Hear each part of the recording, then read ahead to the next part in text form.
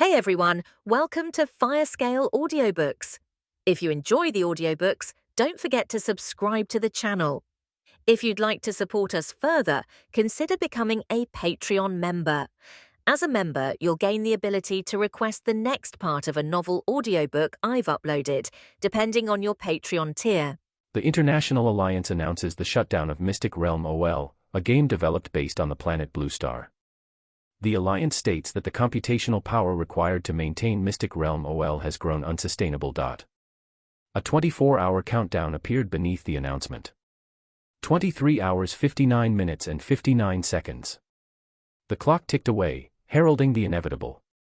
Lin Youzi sat before his computer, his heart pounding. Excitement coursed through his veins, but it wasn't the game's shutdown that thrilled him. It was what would come after.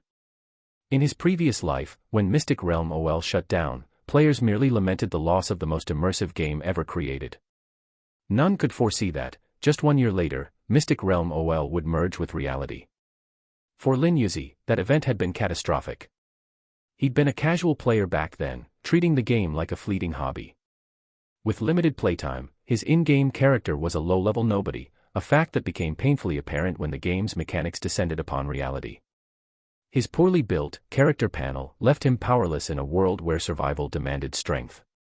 Bearing the humiliating title of luckiest player, he met an unceremonious end beneath the hooves of a horse. In the real world, there were no second chances. But this time, Lin Youzi had an edge, the Chronicle of Time and Space. A divine-level item he'd accidentally acquired in his past life, it had been dormant and grayed out in the game. Yet, in death, it activated, granting him a second chance at life, a chance to rewrite his fate. Now, with the shutdown imminent, Lin Youzi had spent the past 18 years preparing for this very moment. He'd taken a year off from school, saved every penny, and meticulously planned his moves. Tap, tap, tap. His fingers flew across the keyboard. Buying Mystic Realm coins. 10,000 to 1, DM me. The general chat exploded. Boss, check your DMs. How much do you need? Why are you buying? The game's shutting down. Don't get scammed, people. Lin Youzi ignored the skeptics. He bought every coin he could, burning through the billions he'd painstakingly saved. His excuse? I want to be the server's #1 for once. It wasn't entirely false, he had been the top player in his past life, but this time, his goals extended far beyond mere bragging rights. He spent every last coin on essentials, potions, weapons, armor, seeds, and other resources that would retain their value once the game became reality.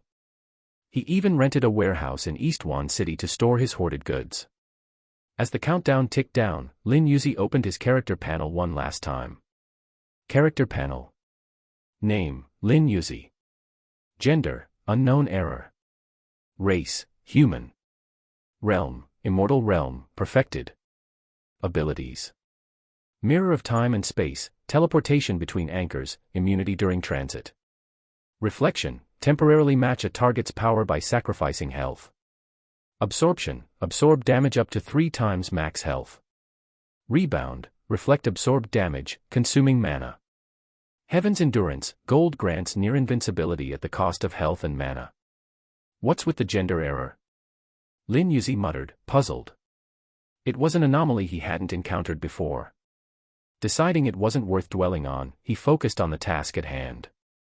As the final seconds ticked away, the server announcement blared once more. Mystic Realm OL has officially shut down. We look forward to seeing you again. Lin Youzi's screen went dark. And then, the dizziness hit. His vision blurred, his eyelids grew heavy, and he slumped forward onto his desk. When the game became reality, Lin Youzi opened his eyes to find a shimmering panel floating midair. His character from Mystic Realm OL, a stunning figure with fair skin and graceful features, hovered before him in radiant light. Wait, that's me. Before he could process what was happening, the character dissolved into streams of energy that wrapped around him. Ding. Ability inheritance complete. We look forward to the player continuing their unfinished journey on Blue Star OL. Blue Star character panel. Name, Lin Youzi. Gender, unknown. Realm, Yellow Realm, Stage 1. Abilities. Mirror of time and space, sealed. Heaven's endurance, sealed. Unified negative state, abilities may trigger unknown side effects. As reality came into focus, Lin Youzi realized something was off. Looking down, he noticed his clothes hanging awkwardly on his frame. His once rugged physique had softened, his body shrinking slightly. What the, am I? Rushing to the bathroom, he inspected himself in the mirror. His reflection was unrecognizable, delicate features, soft skin, and long, silky hair. Damn it. My in-game character was female. Panic set in, but a quick check confirmed his brother was still intact. At least I didn't lose everything, he muttered, relieved. As the sun set, Lin Youzi began packing his belongings.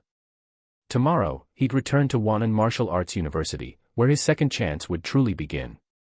In 1 year, Mystic Realm OL would descend upon reality. This time, he was ready. Let's see who ends up under the horse's hooves now, he whispered with a smirk. Tomorrow marked the first step on the path to rewriting his destiny. He pushed open the bathroom door, hanging his clothes outside, a habit he'd always had. After all, he was a grown man, there was no need to be shy about a bare chest. In the past, he would always finish his shower, wrap a towel around his waist, and lounge shirtless on the sofa for a bit. But he'd forgotten one thing. His body had shrunk, and clothes that used to fit him now looked way too big. Unaware, Lin Youzi slipped off his shirt, and was immediately startled by his own skin. It was smooth, delicate, like a flower bud about to bloom, something to admire but almost too exquisite to touch. This is me. He'd known that since Mysterious World OL descended, his body had undergone changes, but no one had told him it would come with a beauty filter. This was incredible. Looking at his flawless skin, Lin Youzi felt that using only the standard tap water from his 500 yuan a month rental seemed almost disrespectful to this body. But he had no choice. After inheriting his character, the impurities from his original body had all been flushed out through sweat. And after spending the last while packing up, he felt sticky and sweaty, there was no getting around needing a shower. Still, as he washed, Lin Youzi avoided looking down, worried he might have a reaction. Wait. He froze, glancing down at his unresponsive brother, his mouth trembling. Brother, don't scare me like this. At this point, part of his thoughts are too unsettling to continue. No. After his shower, the exhausted Lin lay hopelessly on the bed, feeling like his whole world had turned dark. His brother was unresponsive. Even when he tried watching a biology lecture from his foreign language teacher, nothing. Hearing the murmuring sounds around him, he felt no ripple in his heart. Why does inheriting abilities after reaching perfected wonderland always lead to abstinence? Lin Youzi was puzzled. This was his first reincarnation, so he had no experience. If he'd had a few more chances, he certainly wouldn't have chosen a female character just for that initial boost of 10 points to all attributes. Actually, character creation in Mystic Realm Online isn't something you can do on a whim. Only Lin Youzi was an exception. He carried the aura of the temporal strategy, and the chaotic currents of time had disrupted Mystic Realm Online's judgment. That's how he managed to find a loophole. Still, it was a blessing in disguise. As the top player on the entire server, only 1,000 players worldwide could inherit their abilities in Mystic Realm Online in advance. The stronger the player, the higher they ranked, and the greater the side effects each time they used their abilities. Using abilities wisely is crucial. If he were to overuse them and side effects emerged, who knows what might happen then. As for the concept of side effects, Lin Youzi was clueless. In his past life, he'd been nothing more than cannon fodder, dead within a month, and his character's power was Luck King. He never knew what side effects were. It was laughable, really, bearing the title of Luck King and dying within the first month of Mystic Realm Online's descent. It was an insult to the title. But he wondered, now that he was the top player and held the reincarnation item, temporal strategy, could there be some link to the Luck King? Moreover, as the number one in Mystic Realm, he carried its aura, and to the will of Blue Star, this made him a traitor, a so-called Mystic Realm guide. Otherwise, how could he be number one? Lin Youzi felt wronged. He didn't even know how he'd become number one, just casually roaming around the game, his strength had somehow increased. And if anyone were to call Lin Youzi a traitor to Blue Star, Bing certainly wouldn't agree. Because Lin Youzi wasn't female but male, he had exploited a loophole in Mystic Realm, causing the game to reject him. As for whether the will of Blue Star recognized him or not, that was unclear. All it understood was that an anomaly had appeared, and it had to be eliminated. Everyone bore a side effect symbol on their body, which indicated when their side effect would activate. On Lin Youzi's shoulder, he had the mark of a colorless 10-petaled flower. When all 10 petals lit up, the side effect would manifest. At this moment, Lin Youzi was using the selfie function to inspect the flower on his shoulder, his expression strange and uneasy. How do I get rid of this tattoo? A grown man with a flower tattoo, if people found out, wouldn't they think? Ugh, the thought alone made him uncomfortable. Oh well, with my strength, as long as I'm careful, no one should notice. Now he had his character panel in front of him, but for some reason, his abilities wouldn't activate. This was his first reincarnation, so he had no experience and didn't understand much. At least his physical attributes were solid and tangible. Each realm was divided into 9 tiers. The first 3 were the entry levels, the middle 3 were mastery levels, and the final 3 led to perfection. If someone reached the 9th tier but chose not to advance to the next realm, they could pursue extreme cultivation and achieve the 10th tier, great perfection. However, not everyone could choose extreme cultivation, a certain level of fortune or luck was also required. The 6 levels of great perfection were celestial, heaven, earth, mystical, yellow, and human. Lin Youzi had spent countless hours in Mystic Realm Online working tirelessly to complete these 6 great perfections. Thankfully, he had inherited the strength of the first tier of the Yellow Realm, achieved through his great perfection advancements.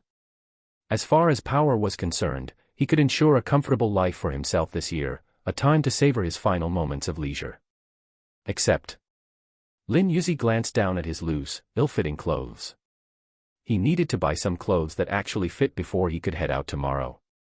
It was already late at night, past midnight, with neon lights flickering along the bustling streets as nightlife came alive. But without anything to wear, buying clothes was a must. Normally, Lin Youzi ordered clothes online, but there wasn't enough time now, so he tried putting out an order for a delivery service. 25 minutes passed, and still no one had picked it up. He couldn't wait any longer. If he did, the sun would be rising by the time he had something to wear. Shopping for clothes at this hour meant heading to a 24-hour mall, as regular stores had long since closed. A quick search online showed the most popular option nearby was the Central Shopping Complex in Wan City. The reviews mentioned that the average cost there was sky-high, with a minimum entry of 10,000 yuan.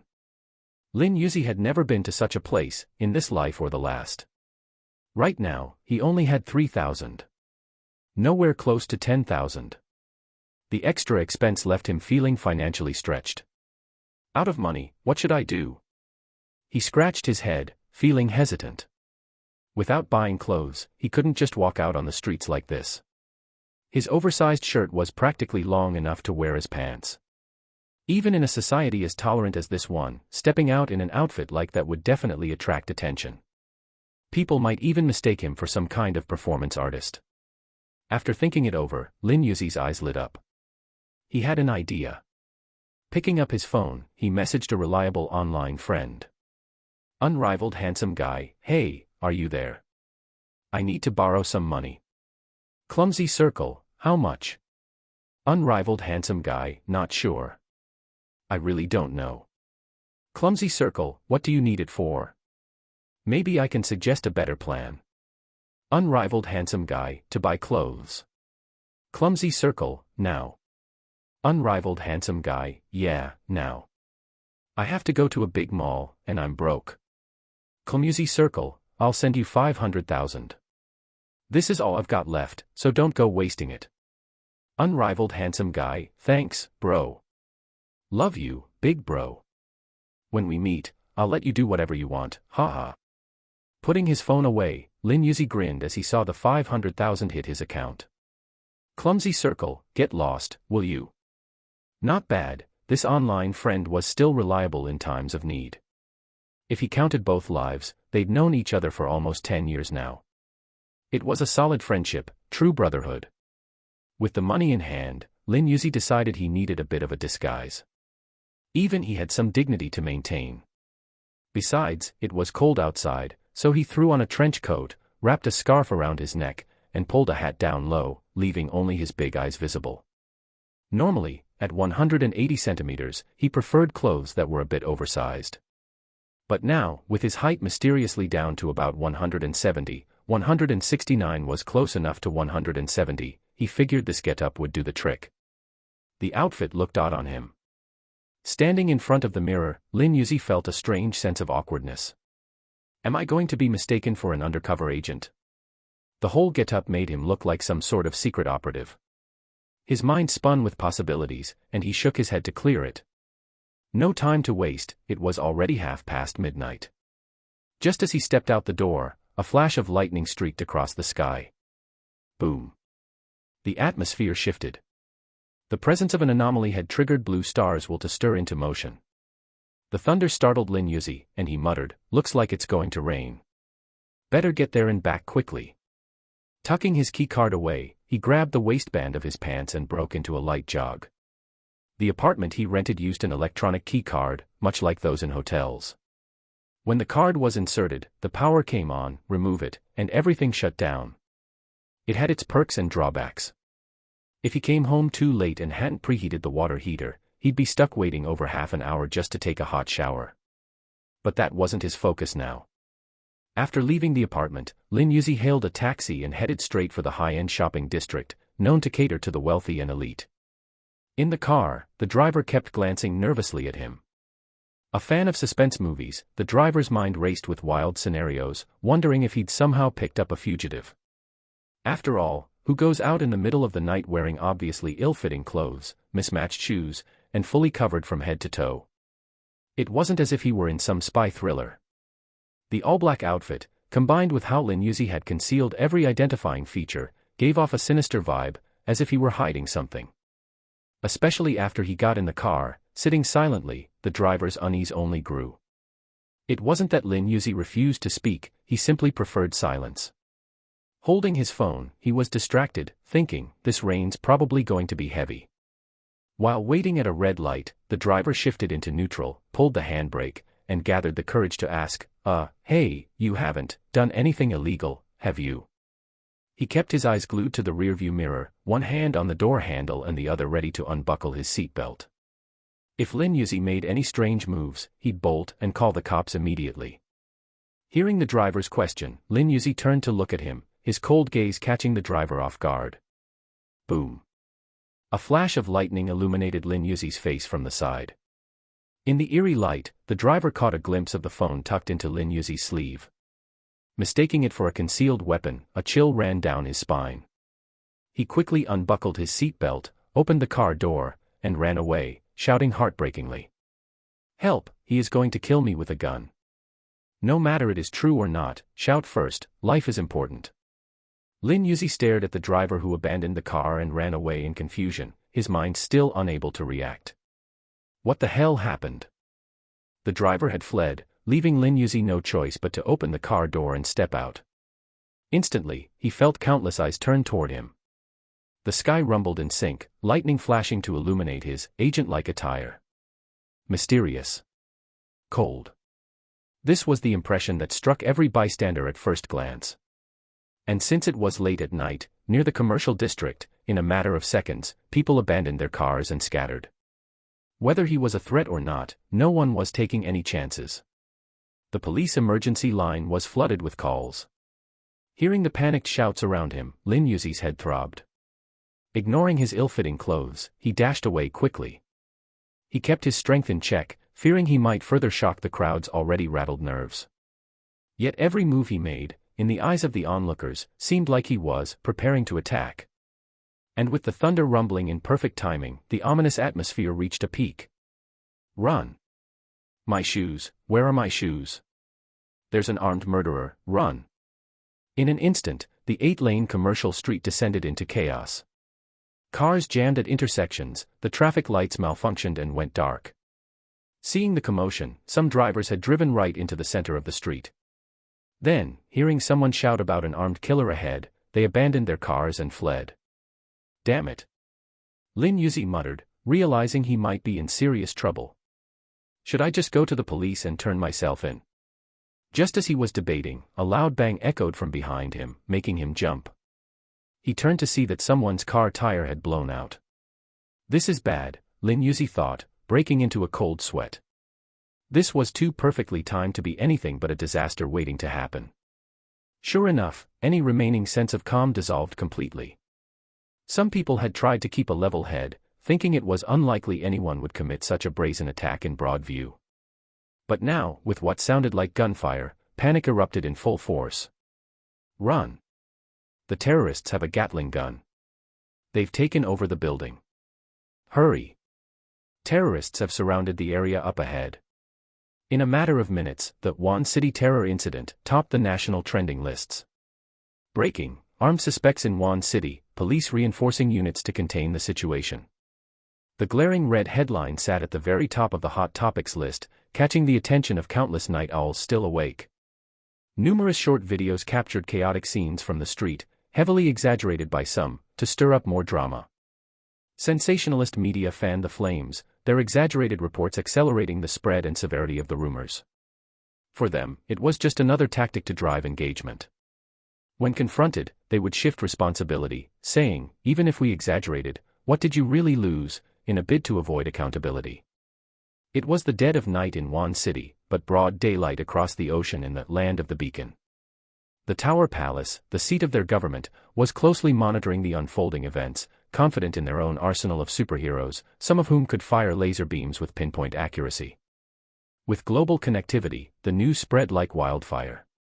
In the local police headquarters, the chief received a mysterious call instructing them to delay their response until certain individuals arrived. The vague instructions left him uneasy, yet intrigued. Meanwhile, in a distant part of the world, someone was watching the viral videos closely.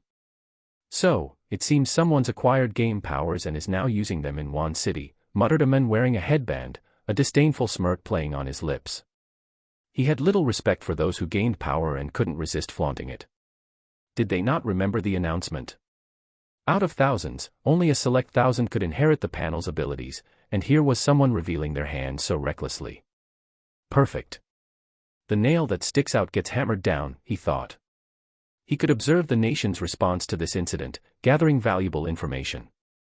For all he knew, there could be players within the government itself. It was a reasonable assumption. After all, Mysterious World OL had been a joint project launched by the world's 5 major alliances.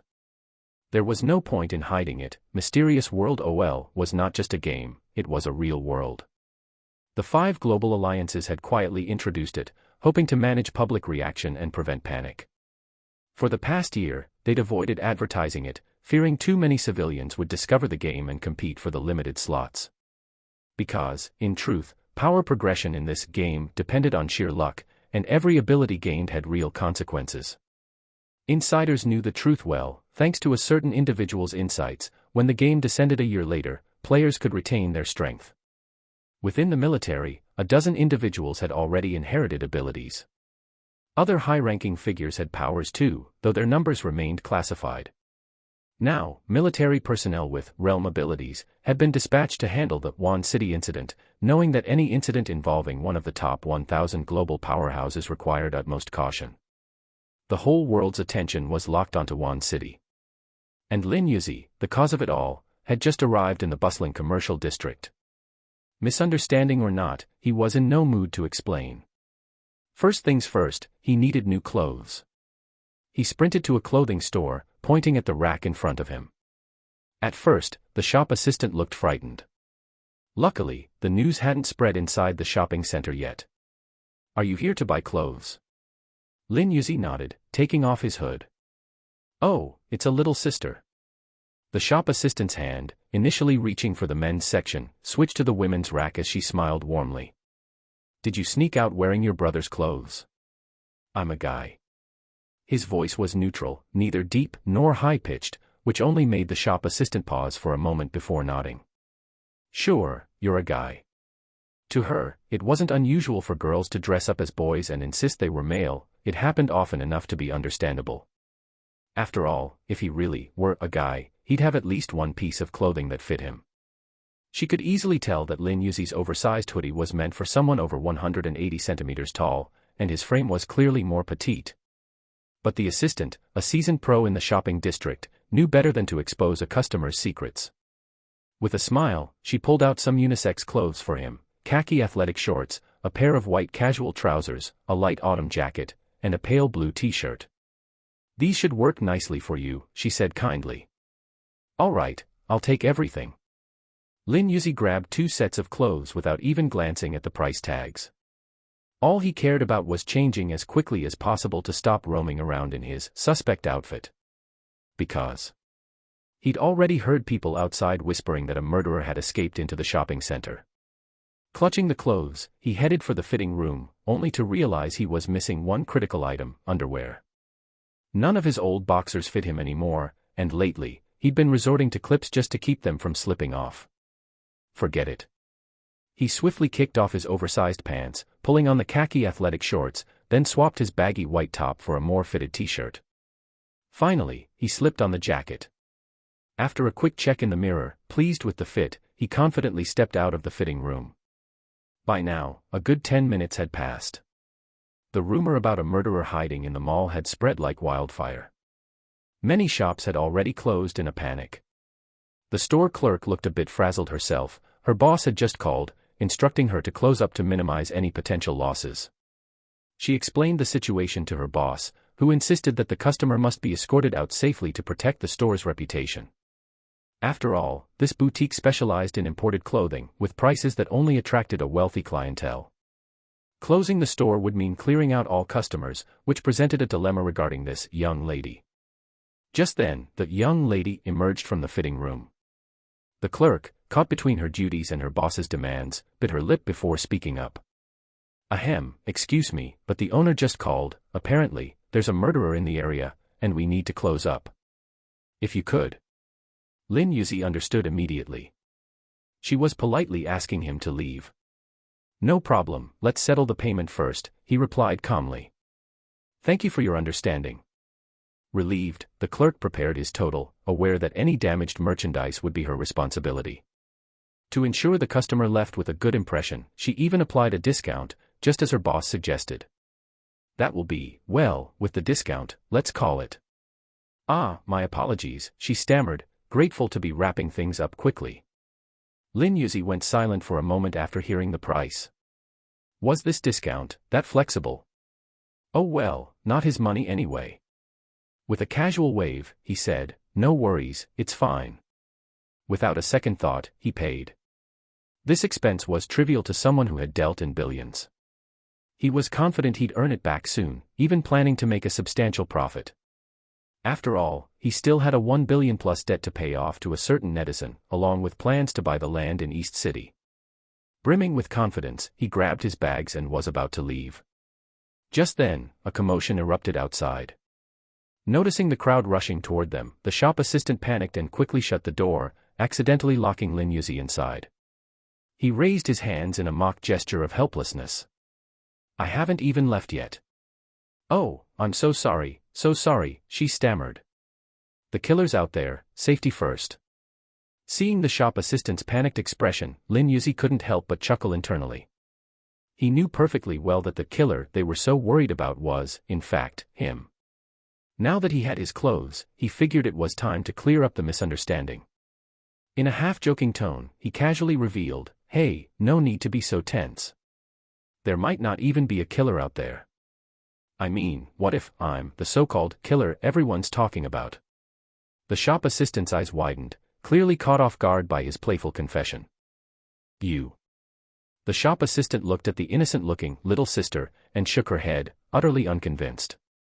The rumor was that the killer was wielding a Gatling gun and had shredded several cars. How could this petite girl possibly handle such a weapon? Besides, she hadn't seen any sign of a gun on Lin Youzi. And honestly, would a killer really be shopping for clothes? Weren't they supposed to just grab what they wanted and flee? After hearing the shop assistant's deductions, Lin Youzi nodded thoughtfully. "Makes sense," he agreed, even convincing himself a little. "Shoo, don't say anything. Let's not let the people outside hear us." The shop assistant, however, was still visibly terrified.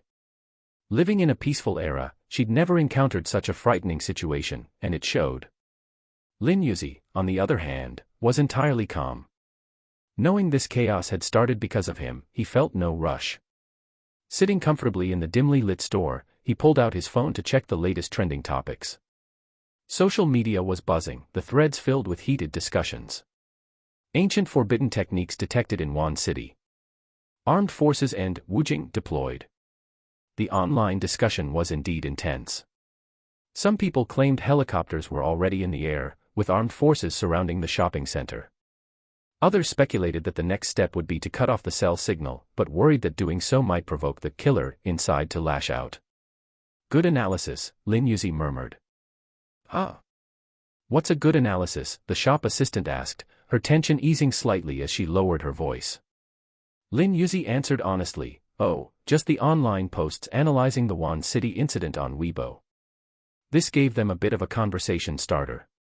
Distracted by curiosity, the shop assistant pulled out her phone to check the news. Meanwhile, Lin Youzi, having finished scrolling, decided it was a good time to pick up some essentials, like underwear and a few extra clothes, might as well get it all done today. Using his phone flashlight, he browsed the shelves, picking out what he needed. After a few minutes, the shop assistant looked at him with a puzzled expression. You've got some nerve, she said. With an alleged killer outside, all you can think about is shopping. If your brother knew, he'd be worried sick. Lin Youzi shrugged. Don't worry. It's all good. The shop assistant's mind spiraled with dread. The mismatched clothing, the urgent need to change upon arrival, it all seemed to match the killer's profile perfectly. Am I really going to meet my end here, she thought, feeling her world turn gray. She remembered her earlier reasoning about why a killer wouldn't bother buying clothes. Now, it seemed frighteningly plausible that this might be some twisted preference of his. Buy the clothes, then steal back the money. A cultured sort of criminal, she mused, a killer with etiquette who even paid before robbing. Lin Youzi noticed her tense expression and, trying to reassure her, said, Don't be scared. I'm not a bad guy, it's all just a misunderstanding. Besides, have you ever seen a killer actually pay for their purchases? Sir, are you rehearsing for a new role or something? How am I supposed to respond to that? The shop assistant was terrified, her mind racing. First he claimed to be a killer, and now he was a good guy. Classic killer move, she thought, swiftly changing attitudes to keep people on edge. Lin Youzi fell silent. He was beginning to realize that she truly thought he was a killer. But this was all just a misunderstanding. Ring, ring. At the police station, an officer picked up the phone. Ah, hi, I'm the, killer you're looking for, Lin Youzi said. This is all a big misunderstanding, but I'm at the mall entrance. You can come and, arrest me.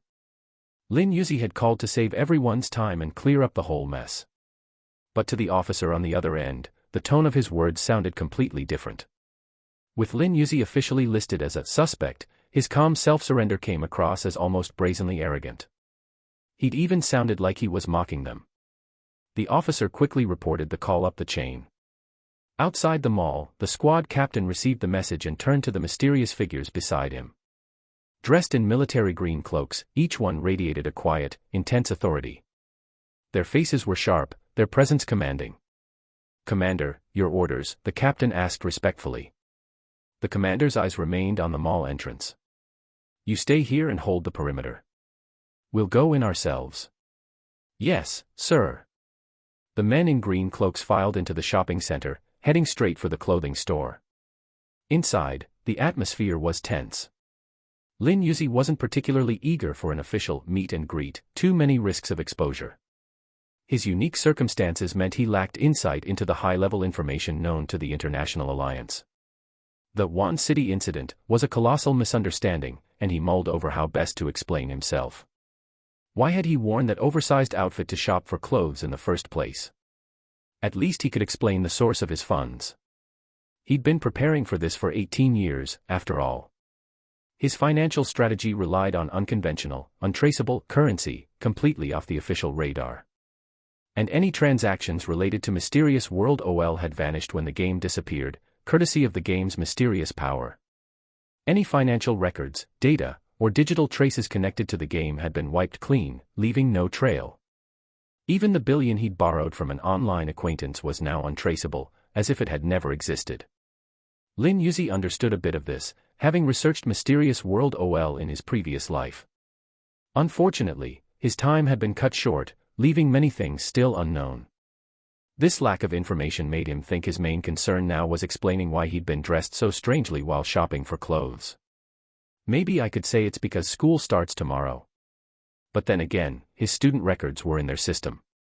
If they checked, they'd see his previous physical stats and would probably ask why he'd suddenly shrunk. Explaining his literal body shrinkage would be impossible.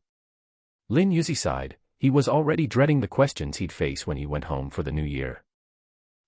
What am I supposed to tell Grandpa and Grandma?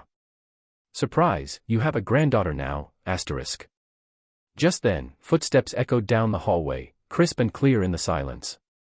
Looking up, Lin Youzi saw a line of figures in military green cloaks walking toward him in perfect formation, exuding an aura of authority that filled the room. Unbeknownst to him, the leading officer's expression had started to twitch slightly. This, a little girl. How on earth could she be connected to a dangerous, empowered suspect, It was hard to blame the commander for his confusion. Lin Youzi's innocent expression, wide-eyed and head tilted slightly in puzzlement, was almost painfully deceptive. He looked more like a lost kid than a potential threat. As the commander halted, his gaze swept over the scene, taking in the nervous store clerk whose eyes pleaded for help. After a few tense moments, he finally spoke, breaking the silence to prioritize the safety of the hostage. He began cautiously, his tone firm but careful. Are you aware of why we're here? How about you let the real person come out? Hiding behind a little girl doesn't exactly clear up any misunderstandings.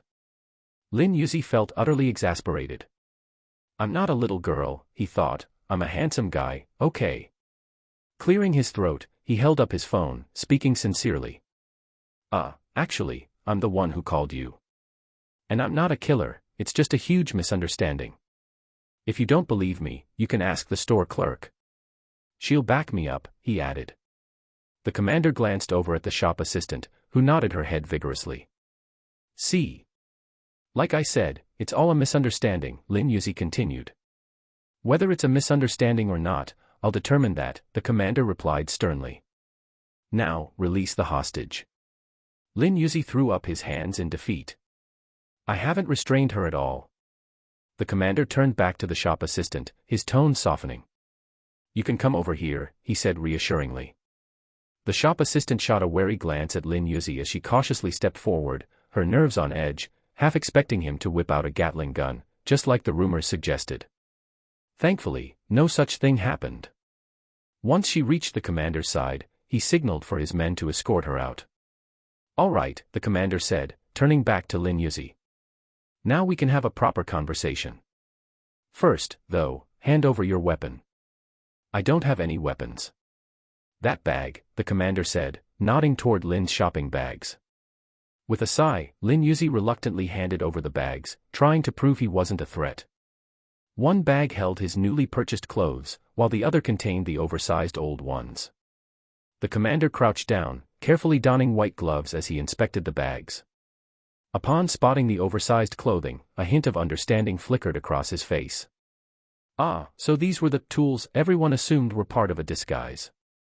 All right then, if this is truly a misunderstanding, the commander said, raising an eyebrow, care to explain why you were out in such an ill-fitting, extra-large outfit? Judging by Lin Youzi's calm demeanor and his obvious freedom to purchase clothes, he didn't appear to be struggling financially or under duress. The commander remained stern. He's actually quite familiar with certain punishments that are popular on internet. If this is a misunderstanding, there must be something more to it. Lin Youzi is a citizen. If someone's in trouble, he'll step in. Lin Youzi couldn't find an explanation, nor did he want to tell the truth, so he started recounting from when he got in the car, purposely skipping over why he'd shown up in oversized clothes. After listening for a while, the commander confirmed he wasn't lying and relayed the truth to the officers outside. The priority was to resolve the crisis of the Wanqing incident. After that, he took Lin Youzi away from the commercial district to begin a deeper investigation. It didn't take long. The whole story of the Wanqing incident soon came to light. The driver who first claimed someone was armed was located. The car's dashcam recorded everything, revealing that the supposed gunshots were actually just a tire blowout. Other mishaps, like the car accident, were just panic-induced mistakes. At last, the truth was out. People couldn't help but sigh. Who wears clothes that baggy when going out? All covered up like that. If I were the driver, I'd be freaked out too. You don't get it, it's called oversized play, and it's really popular among young people. I am young, why haven't I heard of it? If you haven't heard of it, that means you're not actually young anymore. Witty smirk, JPG. Right, I'm 18, and since I haven't heard of this, I must be a senior citizen already. So, where can I collect my retirement benefits? Doghead, JPG. Online discussions about the whole misunderstanding were buzzing with activity. Meanwhile, in the real world, the commander was busy reviewing a newly retrieved file on Lin Youzi. Lin Youzi, male, a student at Wancheng Wuhan University, height 182 centimeters, weight 68 kilograms. After skimming through various records, the commander noticed a report from the school dated a year back. Scanning Lin Youzi's chat logs revealed no signs of criminal activity. The only notable entry was a record of a 500,000 yuan loan and an official leave request submitted to the Student Affairs Office. His reason? Duped into leaving the country for a quick buck, ended up losing a kidney and needed a year off to recover. But wait. Losing a kidney supposedly makes someone shrink, become emaciated, and maybe even look a bit different. But to transform in such a drastic way? It's not like he lost something else entirely. Something was off. The commander grabbed another document, Lin Youzi's recent medical examination report. However, the report was riddled with bizarre statements. Due to the recent fusion of Lin Youzi's character panel, combined with an unknown gender error, and some interference from the mysterious realm, the medical results were full of strange, inexplicable descriptions. Especially when it came to the scans.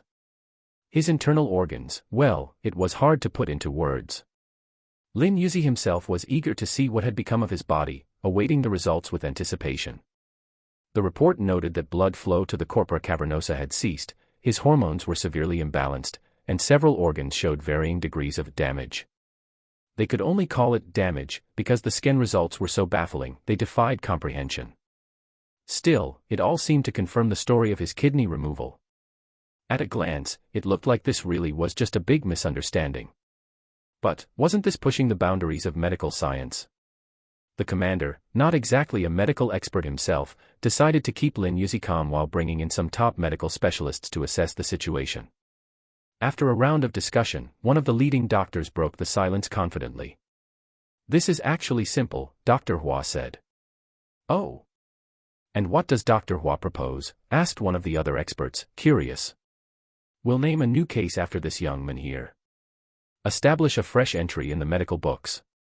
As soon as he said this, the other specialists broke into applause. Their curiosity was piqued. They knew that losing a kidney could affect someone's weight, but the other effects in Lin Youzi's case. That was new territory.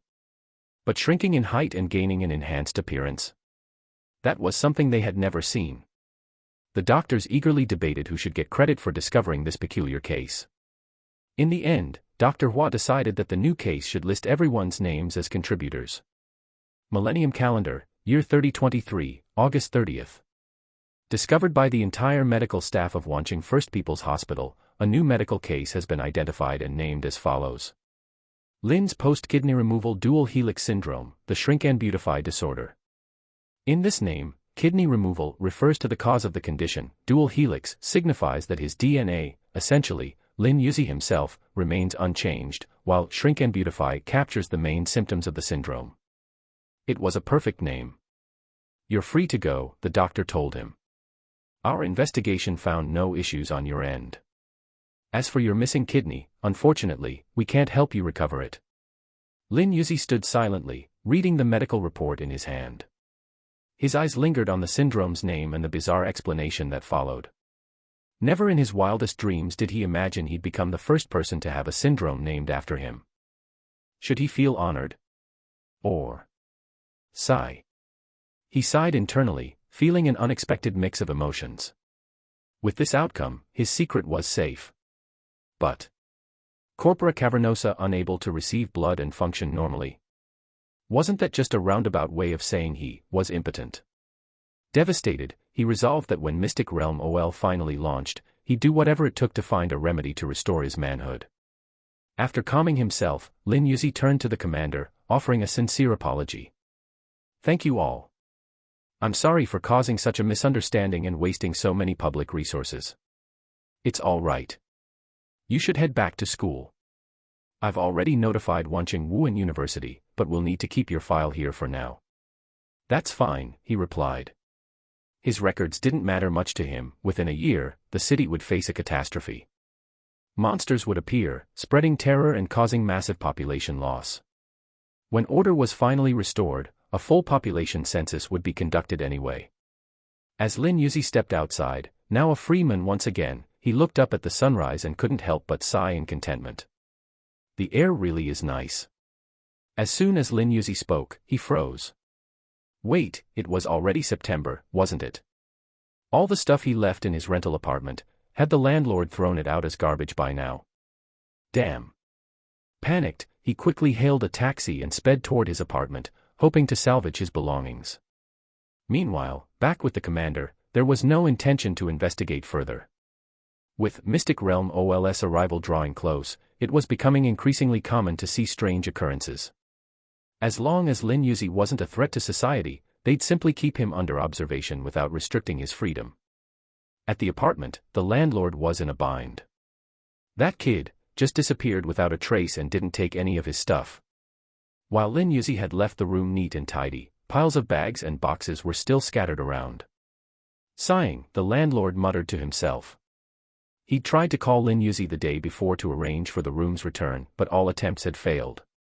Didn't he know that it was the start of the new school year and apartments were renting out fast?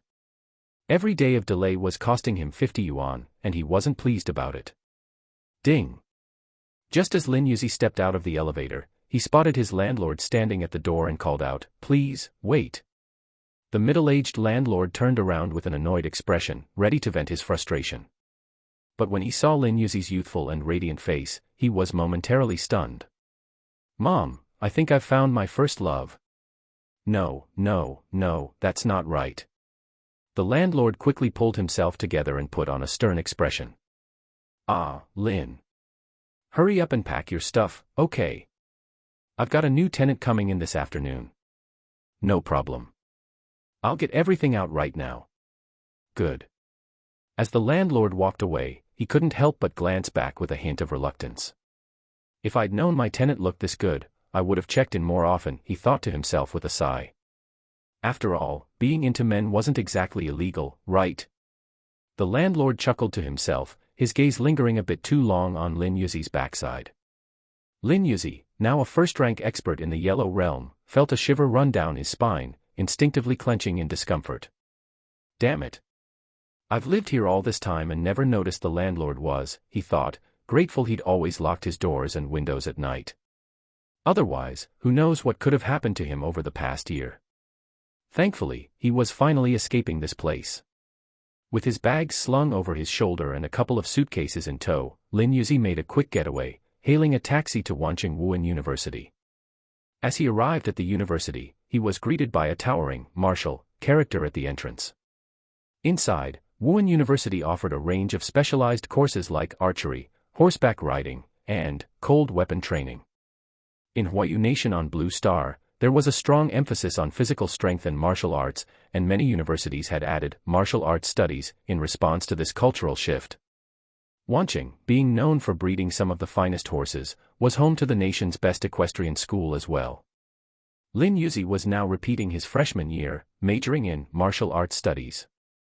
In his past life, he'd treated this major like just another requirement, assuming it had little real-world application and would at most lead to a teaching or coaching job.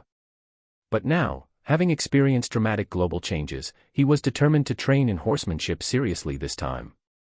After all, Mystic Realm OL was a computer game, not virtual reality, so he needed to get his body familiar with real-world combat techniques. Looking from the front gate of Wuhan University in Wancheng, you could spot the school's stone motto tablet and a statue symbolizing martial arts, a stone sculpture of Guan Yu riding a horse, wielding the green dragon crescent blade. Next to the statue stood a teacher from the Academic Affairs Office, waiting for Lin Youzi. Due to a delay, Lin had arrived a day late and had received an official statement from the police explaining his health condition. This allowed him to skip military training without any difficulty. The officer presented a disability certificate with no grading classification, as no one could explain his shrunken physique and missing kidney. But it sufficed. Initially, the academic affairs staff had thought Lin's excuse for deferring his studies was fabricated, especially given his resistance to visits from them. Now that an official explanation had come through, they accepted it, even going out of their way to wait at the gate for him. Just as Lin stepped out of the car, he received a call from the academic affairs office. "I'm here, right at the gate," he said, carrying a backpack, 2 pieces of luggage, and a bag with a quilt. Got it. I see you, stay put, we're coming to you." Hanging up, Lin couldn't help but be moved. The warmth of Wuhan University's teachers made him feel genuinely touched, almost enough to make him want to advertise the university. Wuhan University in Wancheng, the best choice for college, he thought. "Are you Lin, the student?" a teacher asked as they approached. "Yes, it's me," he replied. "Hello, teacher. I'm the student who took a year off. Reporting back now." In his past life, Lin had never even seen an academic affairs teacher in person, so he tried to appear a bit more formal. Seeing him like this, the teacher felt a mix of emotions. Such a good kid, how could life have dealt him such a hand? "Good child, just follow us. Don't worry, we'll keep everything private, and we'll handle your luggage," the teacher said warmly. Lin felt a bit overwhelmed by the treatment. Was this for real? Did his title as last year's provincial top scorer still carry some weight? With a mix of confusion and appreciation, Lin finally arrived at his assigned dorm, a charming 2-story house all to himself. They're already out doing their military training. "This is your room." Got it. The second floor housed the living quarters, with 4 modest rooms, each about 40 square meters. Inside, each room was equipped with air conditioning, a bookshelf, a computer desk, and a private bathroom. The first floor was a shared space, complete with a living room that had a television, sofa, dining table, fridge, stove, and an open-air front yard. It was spacious, and the rent was equally substantial. Lin Youzi, being the top student in the province, received tuition waivers and a yearly stipend of 3,000 yuan, along with a cafeteria meal card that provided a 30% discount. These benefits eased his expenses, otherwise, the 50,000 yuan yearly accommodation fee would have been out of reach for most students. Though the tuition was affordable, the high cost of housing highlighted the exclusivity of this place. Only those with notable backgrounds could typically afford it. The 2-story villa-style building was reserved specifically for students in the Martial Studies program. The reason? It offered students ample space to train and maintain physical fitness during their free time. The large open yard, occupying a third of the building's overall area, was perfect for this purpose. With that, the orientation was complete. After helping him settle in, the teacher left, but not before handing Lin Youzi an envelope. So mysterious, Lin thought. Once the teachers were gone, he sat down in the chair in his room and opened the envelope, curious. The next moment, he felt as though he'd been struck. A disability certificate stared back at him. "Oh, it's a disability certificate," he muttered, initially puzzled. But then he froze. "Wait, how am I disabled?" Shocked, Lin sprang up, immediately calling the teacher to clear things up. "Lin, we understand your situation," the teacher reassured him. "Don't worry, everything will remain confidential. No one will know." "No, but I'm not disabled." Right, of course. You're not disabled." Exasperated, Lin hung up, staring at the certificate as his eye twitched in disbelief. "What's going on?" he thought. "I'm perfectly fine. How did I end up with this? Did they really classify him as disabled just because he's under 170 centimeters? Could life get any more dramatic?" At this point, there was nothing Lin Youzi could do to change the situation.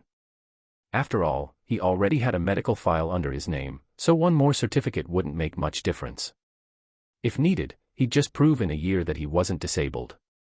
There was no other choice, he'd have to accept it. Lin organized his personal belongings, reminding himself he'd be living here for the next year. After settling in, he stretched out in the chair, trying to relax. But then he noticed something strange. His body's flexibility felt different, somehow. He found he could perform challenging moves effortlessly, like the splits, handstand splits, even an aerial split. And then there was his waist, slim, smooth, almost dainty. He could easily execute advanced backbends with impressive ease. Wait, could this be a perk of ranking first on the leaderboard, he wondered. Had he known he'd inherit these abilities ahead of time, he wouldn't have chosen a female character just to gain the +10 all attributes boost.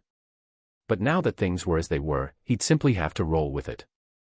Just then, Lin Youzi's messaging app chimed. Clumsy Circle, hey, did you used to play Mystic Realm OL? Unrivaled handsome man, yeah, I did. Remember when I sent you a screenshot of my character right when the game launched? You even said my character looked good back then. Far away, in a grand estate, a handsome man coughed awkwardly. It had been over a year since the conversation, yet Lin Youzi still remembered it. His gaze shifted to the back of his hand, where an odd symbol was etched. He paused, biting his lip thoughtfully, before typing another message. Clumsy Circle, do you have any kind of symbol on the back of your hand? Unrivaled handsome man, nope, nothing there. Lin glanced down at his own hands. They were elegant, with long, slender fingers and well-defined knuckles, certainly no markings. Clumsy Circle, what about anywhere else? Unrivaled handsome man, what? You think I have a tattoo or something? I don't have any marks on me. Kind of a strange question. Are you trying to pry into my personal life? Back in the estate, the man felt a strange hint of panic as he read the message. He typed back quickly. Clumsy Circle, oh, no, no. Just curious. I don't have any tattoos either, haha. He added an awkward, sweating bean emoji with the message, which only irritated Lin Youzi further. That emoji always had a way of getting on his nerves. Deciding he'd had enough of the conversation, Lin closed the chat, planning instead to explore the campus. Did I make her mad? Women are so unpredictable. Meanwhile, in the grand estate, the man, his fingers still resting on the keyboard, realized Lin hadn't replied for a while. Did I annoy him? He muttered, a bit bewildered. He is really unpredictable. Shaking his head, he glanced again at the strange symbol on the back of his hand. Mystic Realm OL was a peculiar game. Many of his real-life friends who had also played now bore similar symbols, almost as if anyone who had unlocked their character panel early had been marked. Looking at his game panel in his mind, he reviewed the character details he'd gained. Name, King Zhou of Shang. Gender, male. Realm, Immortal Realm, Stage 9. Abilities, Overlord, Tyrant. He pondered the strangeness of it all. There was something undeniably eerie about Mystic Realm OL blending into reality like this. In Mystic Realm OL, his character panel displayed the following powerful abilities. Power of the 9 Cauldrons, consumes 30% of current mana for a 3-minute buff. Sweep across all directions, consumes 10% mana to unleash a 100-meter circular pressure attack centered on himself. Rampant Tyranny, sacrifices 50% of health to boost damage 5-fold for 5 minutes. Ignorant and Lawless, consumes all mana to grant a 5-minute invincible state, untargetable and immune to attacks. Pool of Wine and Forest of Meat, gradual recovery buff, enhancing basic stats by 300% while in Tyrant mode, 5-minute duration, 30-minute cooldown. Overlord, sustained health drain to activate Overlord state, locked. Tyrant, sustained mana drain to activate Tyrant state, locked. However, in Blue Star OL, where reality and game often blurred, his character panel was significantly less impressive. Name, Yin Zhou. Gender, male. Realm, Mortal Realm, Stage 6. Abilities, Overlord, Tyrant, both locked. All his other advanced abilities remained locked, with only the basic stats of Mortal Realm, Stage 6, to support him. The game's mystique, and its peculiar merging with reality, left him unsettled, wondering what he might eventually unlock in both realms. At this moment, Lin was strolling through the campus.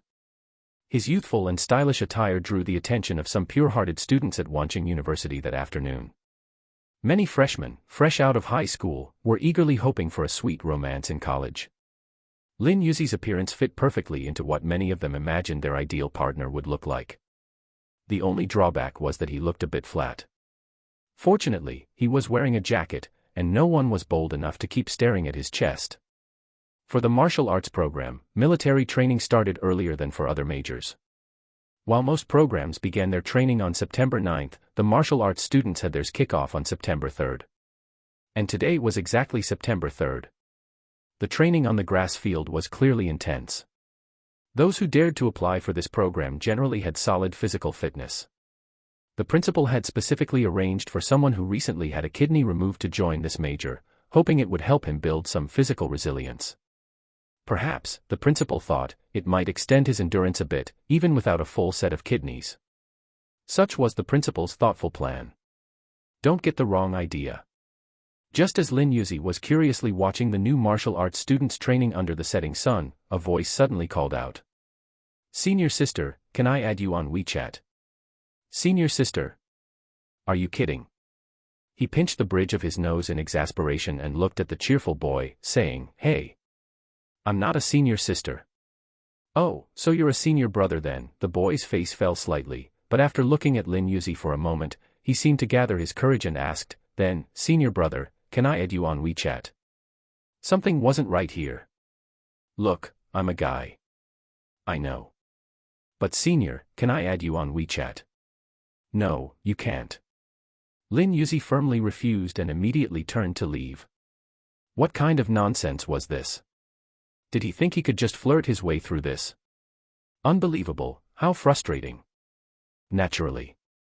Holding back his frustration, Lin Youzi made his way to the cafeteria and ordered a grilled fish. Who knew if he'd even have the chance to enjoy such simple pleasures a year from now? Better to cherish the moment while he could. Knowing the peace he once took for granted would be shattered in a year gave him a renewed appreciation for even the smallest things. He ate with intention, thanking the server with a polite nod. The server, however, was a bit startled. Lin Youzi's soft, feminine appearance paired with his unexpectedly deep voice was jarring. How curious, the server thought, such a sweet-looking girl, yet with that voice. Indeed, fate had its quirks. Here was a girl blessed with beauty but seemingly deprived of a more feminine voice, and, perhaps, other attributes as well. Glancing at Lin Youzi's modest frame, many people couldn't help but feel a certain reluctance. With no one around to disturb him, Lin Youzi dug into his meal with quiet satisfaction. The grilled fish was everything he'd hoped for, delicious, with just the right amount of spice. Each bite carried a hint of heat, warming his mouth but never overwhelming it. With a glass-bottled soy milk in hand, Lin Youzi popped in a straw and took a sip, letting the mild sweetness soothe the lingering spice in his mouth. Outside the cafeteria, the sun was beginning its descent, casting warm hues over the campus as the martial arts students wrapped up their day's training. Just as Lin Youzi stepped out, he found himself face to face with a crowd of cheerful freshmen, chatting as they made their way across campus. "Good evening, senior." "Hello, senior." The new students greeted him with polite smiles, assuming he was an upperclassman. "Senior sister." Lin Youzi returned their greetings with a stiff smile, inwardly groaning. Asterisk again. Asterisk mistaken for a girl once more. That's it, he thought, asterisk I'm heading back to the dorm. Forget taking a post-meal walk, asterisk. Back in the dorm, he found he was alone, his 3 roommates had yet to return. He didn't mind, though, after all, they'd be sharing the same space soon enough, with plenty of time to get acquainted. At the very least, they'd run into each other during culture classes. Lin Youzi returned to his room, opened his laptop, and navigated to the international trading market. He focused on a particular trading method known as futures. In futures trading, you essentially buy goods at today's price, but with a commitment to either sell or receive them at a set date in the future. If the price of those goods rises by the contract date, you profit by selling them at the new, higher price, or vice versa. From his previous life, Lin Youzi had observed patterns in the international market. In this specific year, many regions had seen conflicts, causing certain resource prices to skyrocket while others plummeted. For instance, one country's currency had plunged from an exchange rate of 13:1 to a shocking 170:1 within a month, a drastic shift that presented a prime opportunity to profit from exchange rate differences via futures. This was high-stakes trading, the kind of strategy where timing was everything. Now, he planned to leverage these same market shifts. The major conflicts he remembered would break out in March of the following year. That gave him about 6 months to amass enough initial capital. Then, as the conflict erupted, he would strategically play the financial leverage game, using well-timed trades to amass enough wealth to buy the deserted land in East City. He'd done his research. That plot of land required a staggering 13 billion yuan, but if he succeeded, it would set him up with resources far beyond his wildest dreams. This was no small amount. But if Lin Youzi could reach 13 billion within 6 months, everything he envisioned would be possible. For his first target, he decided to focus on the rare earth market. Rare earth elements are essential for producing advanced chips, and with current global tensions, few people expected rare earth prices to drop anytime soon. But Lin Youzi knew better. In about a month, a vast rare earth deposit would be discovered in the northwestern desert region of Huayu, effectively putting 40% of the world's rare earth supply in their hands.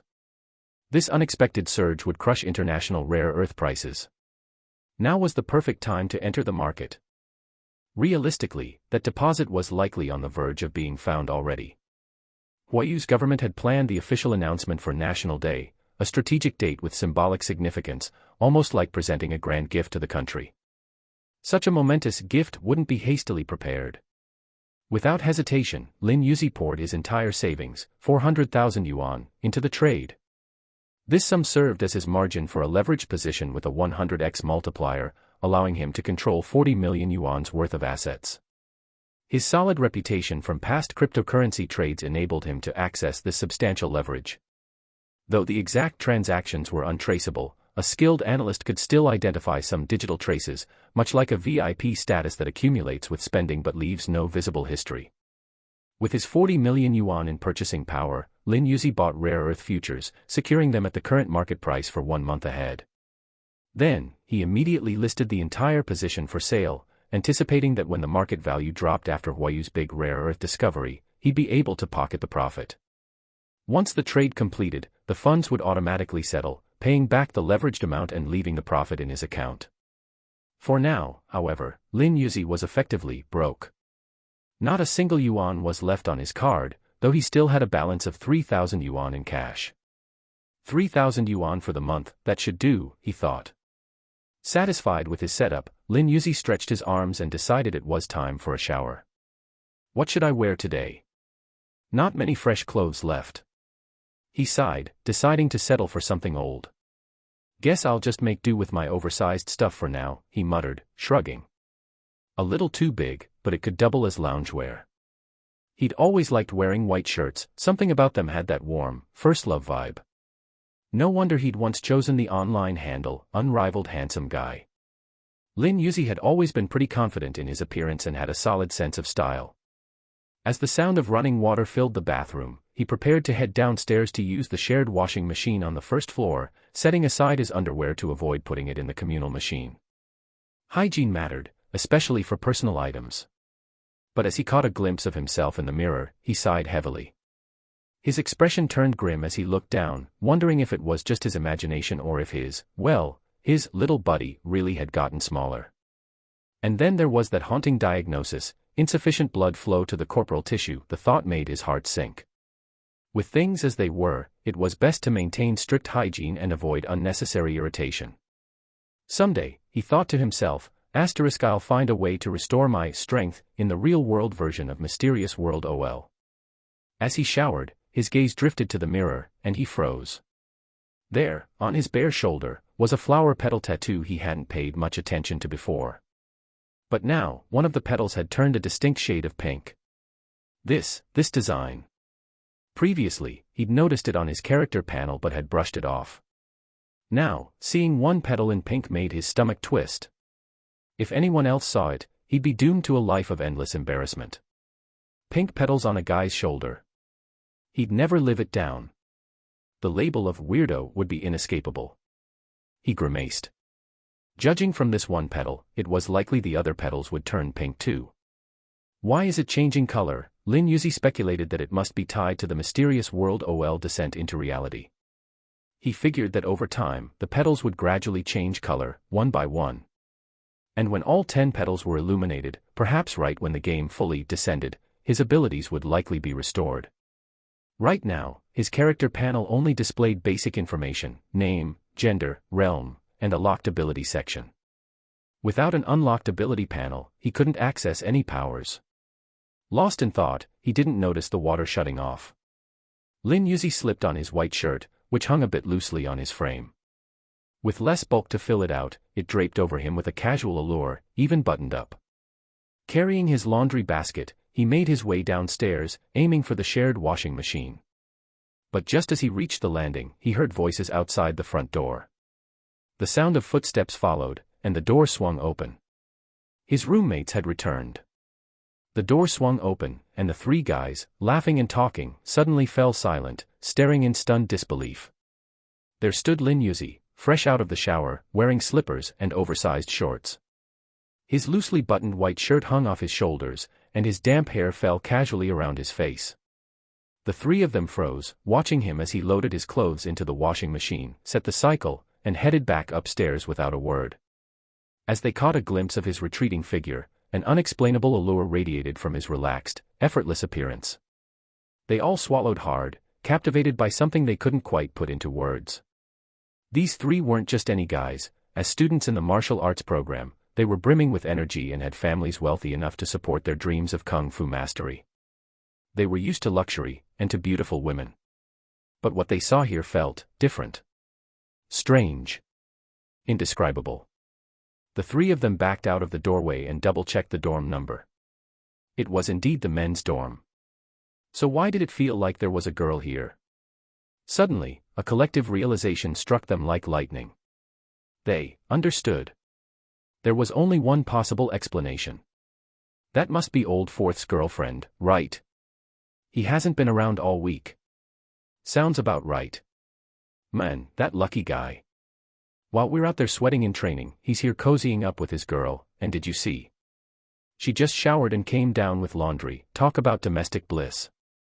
The thought of their roommate enjoying romantic moments while they were pushing themselves in martial arts training left them feeling a pang of jealousy. Bringing his girlfriend into the dorm to do, well, grown-up stuff, they thought, each feeling the sting of envy.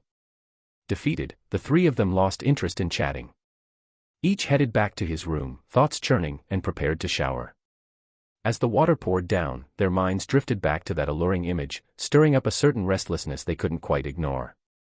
Eventually, each of them succumbed to a silent, private moment of release, letting out a long sigh as the tension left them. With that, they returned to a calm, collected, saintly state of mind. In the room where Lin Youzi stayed, he knew his roommate had returned. But he wasn't exactly the sociable type. He'd never had many friends, aside from his bold and unreserved neighbor, who was practically a self-proclaimed tomboy. There were few people he really knew. This was true in his past life, and ever since he became aware that Mystic Realm OL would arrive in this life, he grew even more reclusive, avoiding close friendships altogether. Because, what if, when the game's reality merged with their own, his friends ended up dying? The pain of such loss would be unbearable. Better to avoid friendships from the start than to face that kind of heartbreak. This, too, was a sign of his insecurity. Despite his rebirth, the future held too many unknowns, and he couldn't guarantee he could protect anyone. The only people he truly held close to his heart were his grandparents back in his hometown. Tonight, at least, he could get some early rest. After a full year of preparations for Mystic Realm OL-, he could finally relax. About 15 minutes later, Lin Youzi went out to retrieve his freshly laundered clothes. Click, the door opened, and the sound caused the other three people behind closed doors to perk up their ears. Who was inside? Mysterious roommate. Or maybe, her? Driven by curiosity, all three opened their doors simultaneously and headed downstairs, each carrying their own laundry baskets. But by the time they hurried down, Lin Youzi was already coming back up, basket of freshly washed clothes in hand. Their eyes drifted to the clothes he carried, almost as if they could still smell the lingering scent of laundry detergent. For a brief moment, their expressions took on a strange intensity. Lin Youzi glanced at them, his almond-shaped eyes filled with cool indifference, snapping them back to reality. Ahem, hey there. You live upstairs too? Lin Youzi couldn't even be bothered to answer. Where else would he live if not upstairs, on the sofa? And hadn't they just seen him coming down from the upper floor? It was like asking an air conditioning repairman what he does for a living. Ignored, the three exchanged awkward glances and immediately stepped aside, clearing the way for Lin Youzi to pass. As he passed by, the slight movement of air carried a faint, pleasant scent that refreshed the three of them, making them feel strangely invigorated. They felt a surge of envy for the mysterious roommate they hadn't yet met, assuming he must have a diligent girlfriend to do his laundry so thoughtfully. Unbelievable. Those lucky guys who start college already paired up, they're the worst. With synchronized sighs, they tossed their clothes into the washing machine and returned to their rooms to change, knowing they had another round of training tonight. This was all part of the unique military training for the Martial Security Program Dash. In room 4, Lin Youzi was drying his hair. His hair had grown down to his shoulders now, and while he'd considered cutting it, he found himself hesitating. After all, he was in college now, guys with long hair weren't unusual. So, he decided to keep it. Once his hair was dry, he turned on his computer to check the latest international news. Previously, he hadn't known that Mystic Realm OL would merge with reality or that abilities would manifest, so he'd been in the dark about why these events would unfold. Now, everything was clear. According to the International Alliance, Mystic Realm OL was a game developed with Blue Star as its model. This meant that the monsters within the game might actually appear in cities across Blue Star. Lin Youzi recalled that in his previous life, there was a protected zone in Wanqing dedicated to Guan Yu, the legendary general.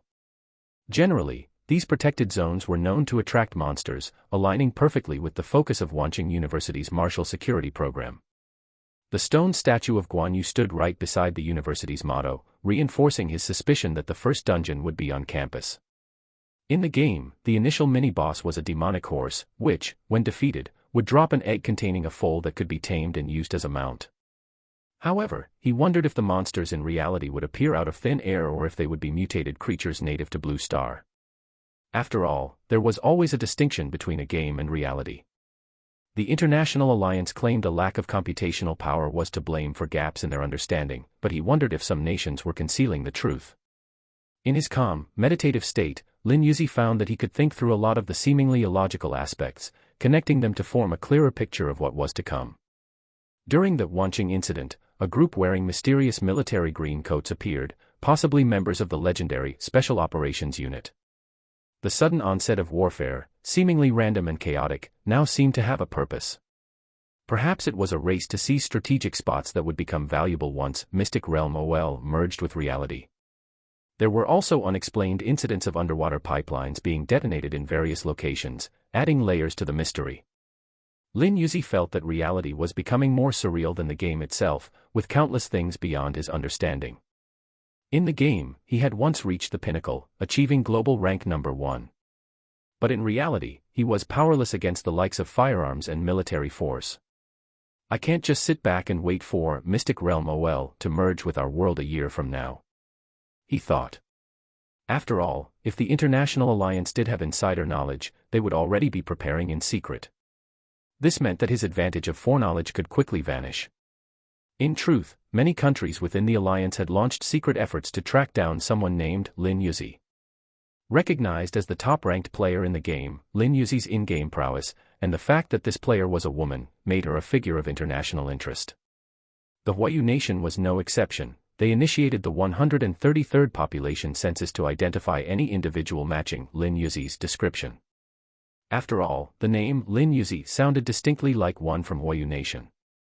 To achieve global rank number 1, this player must have explored countless mystical sites and spiritual hotspots within the game, places that would become prime targets once Mystic Realm OL merged with reality.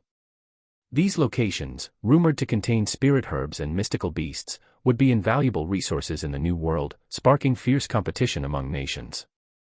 This was the true reason the International Alliance was so determined to track down Lin Youzi. They believed that her knowledge of these sites could give them an edge in securing these precious resources, marking her as a critical asset in the unfolding race for dominance in a world transformed by the game's arrival. Soon, an entire day had gone by. Lin Youzi woke up in bed, feeling refreshed. Today, he planned to see his instructor and inquire about learning horseback riding. As for military training, he wasn't interested, it was just a waste of time. With his current physical fitness, no training regimen would really challenge him. Instead, mastering skills was his priority now. Horseback riding and archery lessons. That's where his focus was. Military training would only keep him out late, something he wasn't keen on after working tirelessly for the last 18 years. Just last night, he'd overheard his roommate going out around 7 a.m. and not returning until after 10 p.m., evening training. The thought alone was exhausting, and early this morning, his roommate had left again at 7. It was clear the military training for the martial arts majors was intense. After a few minutes of lounging in bed, he gathered his energy. "All right, time to get up," he announced to himself, jumping out of bed. A quick glance at his phone showed it was already 9 o'clock. Skipping breakfast, as young people often do, he mused about how once Mystic Realm OL arrived, maybe people would evolve to have stomachs that didn't need breakfast at all. Dismissing these idle thoughts, he headed to the bathroom and brushed his teeth and washed up. Afterward, he took a moment to admire himself in the mirror. Dressed in a sky-blue oversized t-shirt and loose-fitting pants, he looked full of energy. Before leaving, he found a cap to shield himself from the sun. Whether due to the game's influence or not, the weather was hotter by the day. In September, temperatures had already climbed to 37 degrees Celsius, with the morning at a sweltering 28 degrees Celsius. Having taken great care to maintain his fair complexion, Lin Youzi was now wary of the sun. No way was he going to let all that hard work go to waste.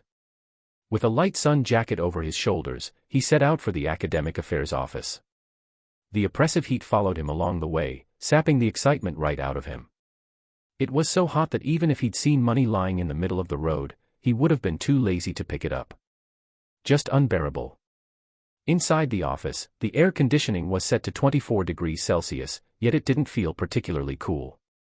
The director mentioned that in the peak afternoon heat, they set the air conditioning to 16 degrees Celsius, and even then, no one wanted to step outside. Water spilled on the pavement would dry in less than 3 minutes under the sun. All outdoor activities for midday had been cancelled, and the first PE class of the afternoon was rescheduled as the last period of the day. It was a burden on the PE teachers, who were struggling to manage the extra workload. "PE teacher, I just can't keep up. It's too much." "Lin," the director began, "if you want to start horseback riding and archery lessons early, there's no problem with that. When can I start?" "Well, let's see. Considering last year's top scorer, who also happened to be the unfortunate student who lost a kidney," the director chose his words carefully, doing his best not to offend the sensitive Lin Youzi. He was concerned that Lin might interpret his remarks as discrimination. "Ahem, you know this month is military training, so it's a bit difficult to arrange individual horseback riding and archery lessons," the director explained cautiously. "However, if you're set on it, I can allow you access to the stables. There's an experienced instructor there who can teach you." After resolving the horseback riding issue, the director continued, "As for archery, there's a target range at the stables. I can approve your practice there, but you'll need to promise not to shoot recklessly. We don't want any accidents. If you can guarantee this, I'll give you the green light."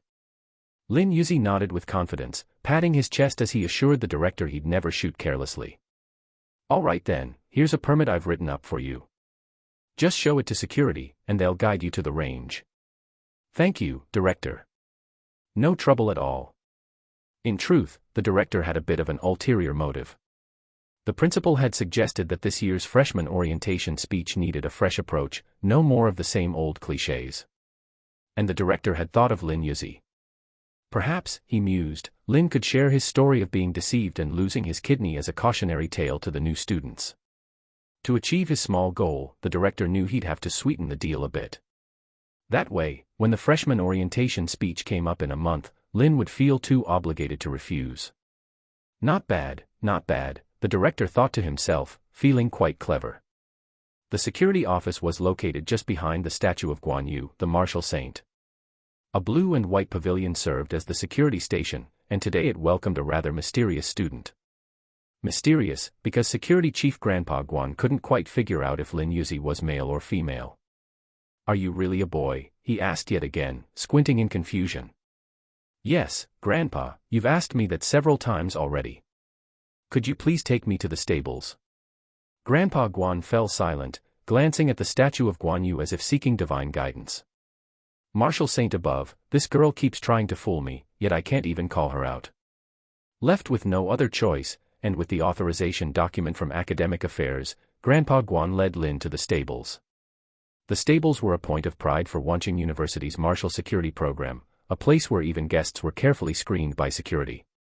Here, the security staff had multifaceted duties. They were trained to understand, ride, and care for the horses, practically making them stable staff by default. "All right, here we are," Grandpa Guan announced. "Let me get you a beginner's horse.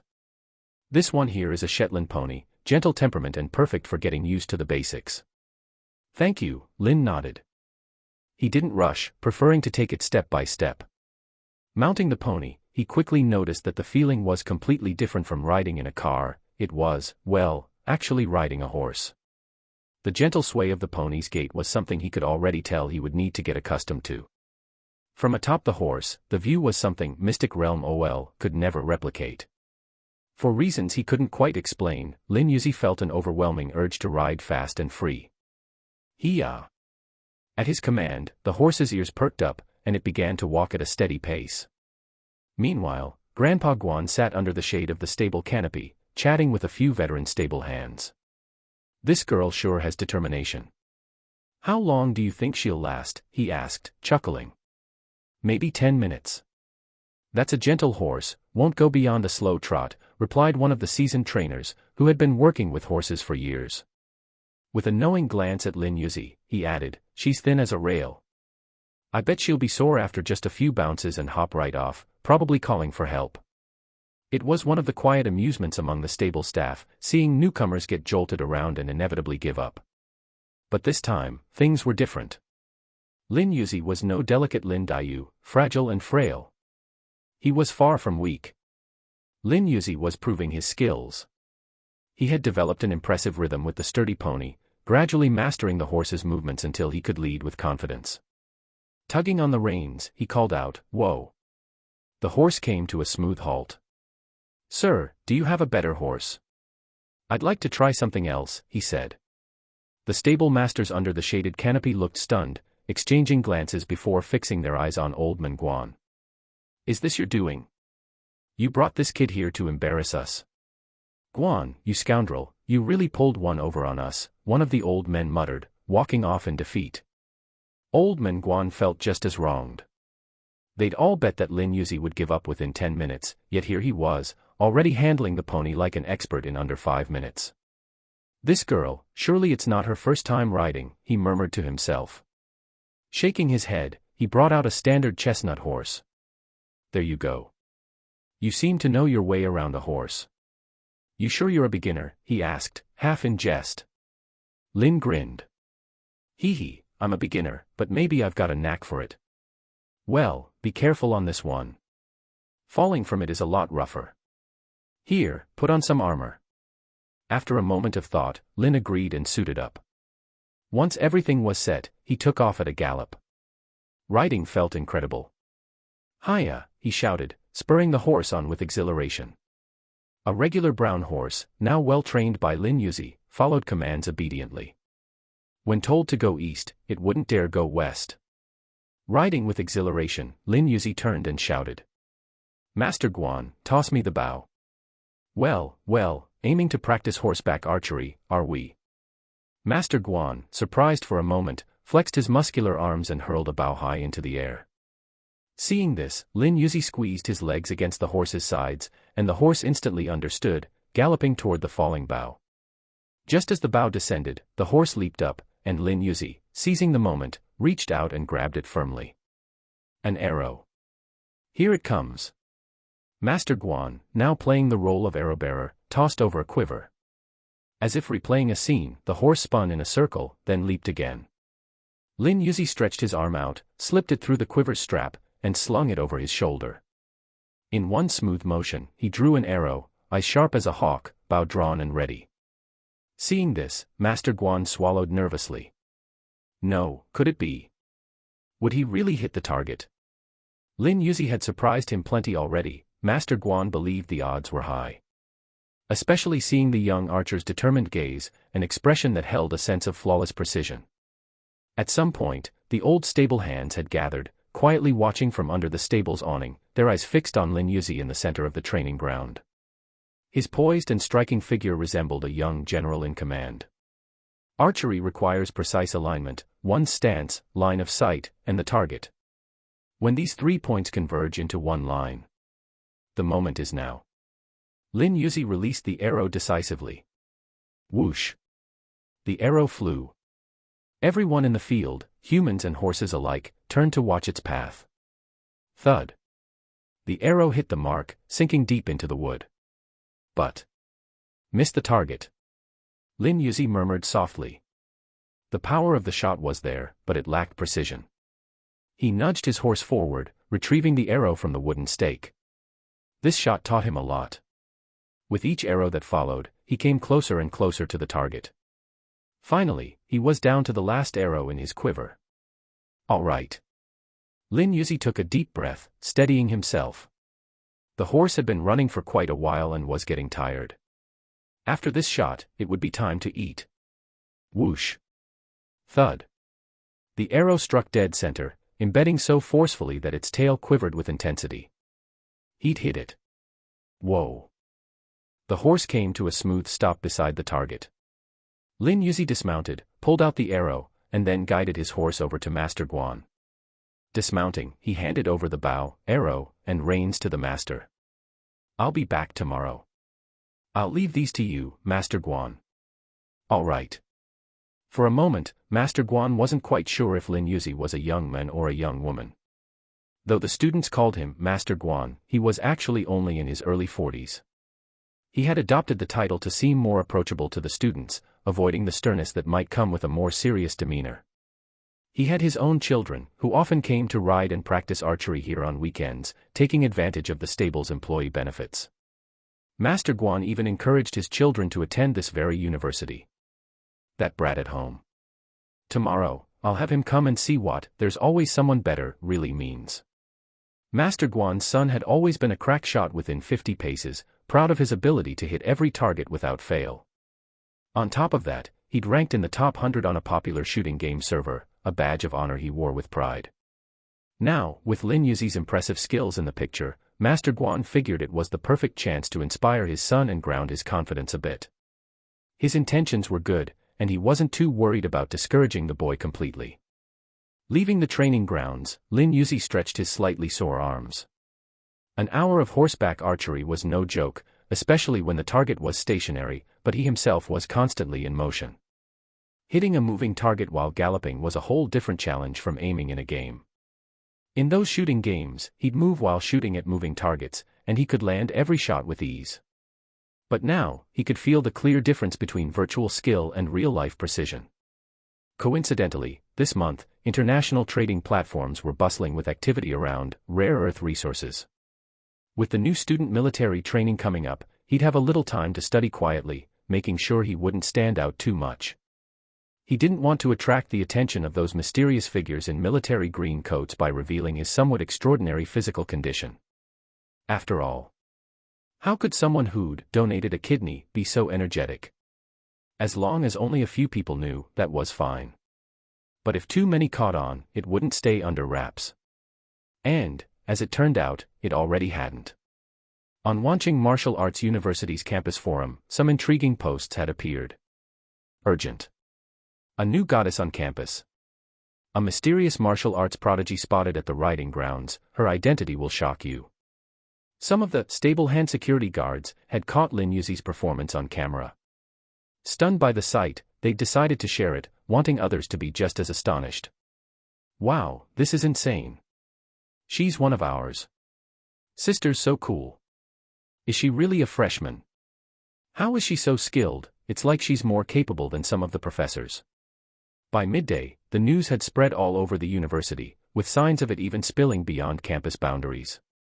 This was exactly the hidden protection mechanism on Blue Star at work, all but ensuring the champion from the online game Mystic Realm OL would get some exposure. Oblivious to all this, Lin Youzi was busy at his computer, monitoring rare earth prices. Perfect. The prices were still climbing at a natural pace on the international market. Nothing unusual here, after all. Who would have guessed Huayu Nation would suddenly discover a rare earth deposit? On the Rare Earth Trading Forum, a new post popped up, featuring a screenshot of Lin Youzi's rare earth transaction. Guys, come check this out. I found some idiot who dared to use 100x leverage. Anyone know if there's news of a new rare earth deposit being found somewhere? Nope, no new discovery. This guy must be a fool. Look at that high account credibility, maybe it's some kid messing around with a family member's account. I think so too. It's only 400k in play, probably just the kid fooling around. Poor parents about to take a hit. Many regulars who speculated in rare earth futures sighed and shook their heads. They were looking at a month-ahead futures contract. Depending on price fluctuations, the losses could easily climb into the billions. For example, if a speculator leveraged up and purchased 4 billion worth of rare earth futures that ultimately sold for 5 billion, but then the price shot up to 10 billion by the settlement date a month later, they'd have to pay the $5 billion difference, a staggering loss. Conversely, if the price plummeted, the difference would be in the speculator's favor, pocketing profits between the purchase and the drop in market price. Observing the discussion, Lin Youzi kept a low profile, silently lurking. What's the best way to make money? Naturally, leveraging an information gap is the easiest. It amused him that despite listing his sale price at a slight discount, only a small number had made offers. Were they all being overly cautious? As of today, September 4th, the price per ton of rare earths was $500,000. Without leverage, even with 4 billion, he'd only be able to buy 800 tons. He set his asking price at $450,000 per ton, just within many people's psychological comfort zone, maximizing his potential gains without underselling.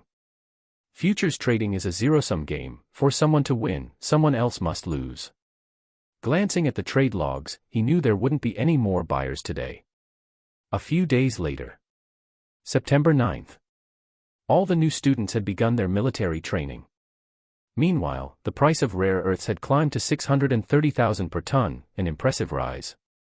At Lin Youzi's original price of $450,000 per ton, there was plenty of interest, with many inquiries, yet only a few actual buyers.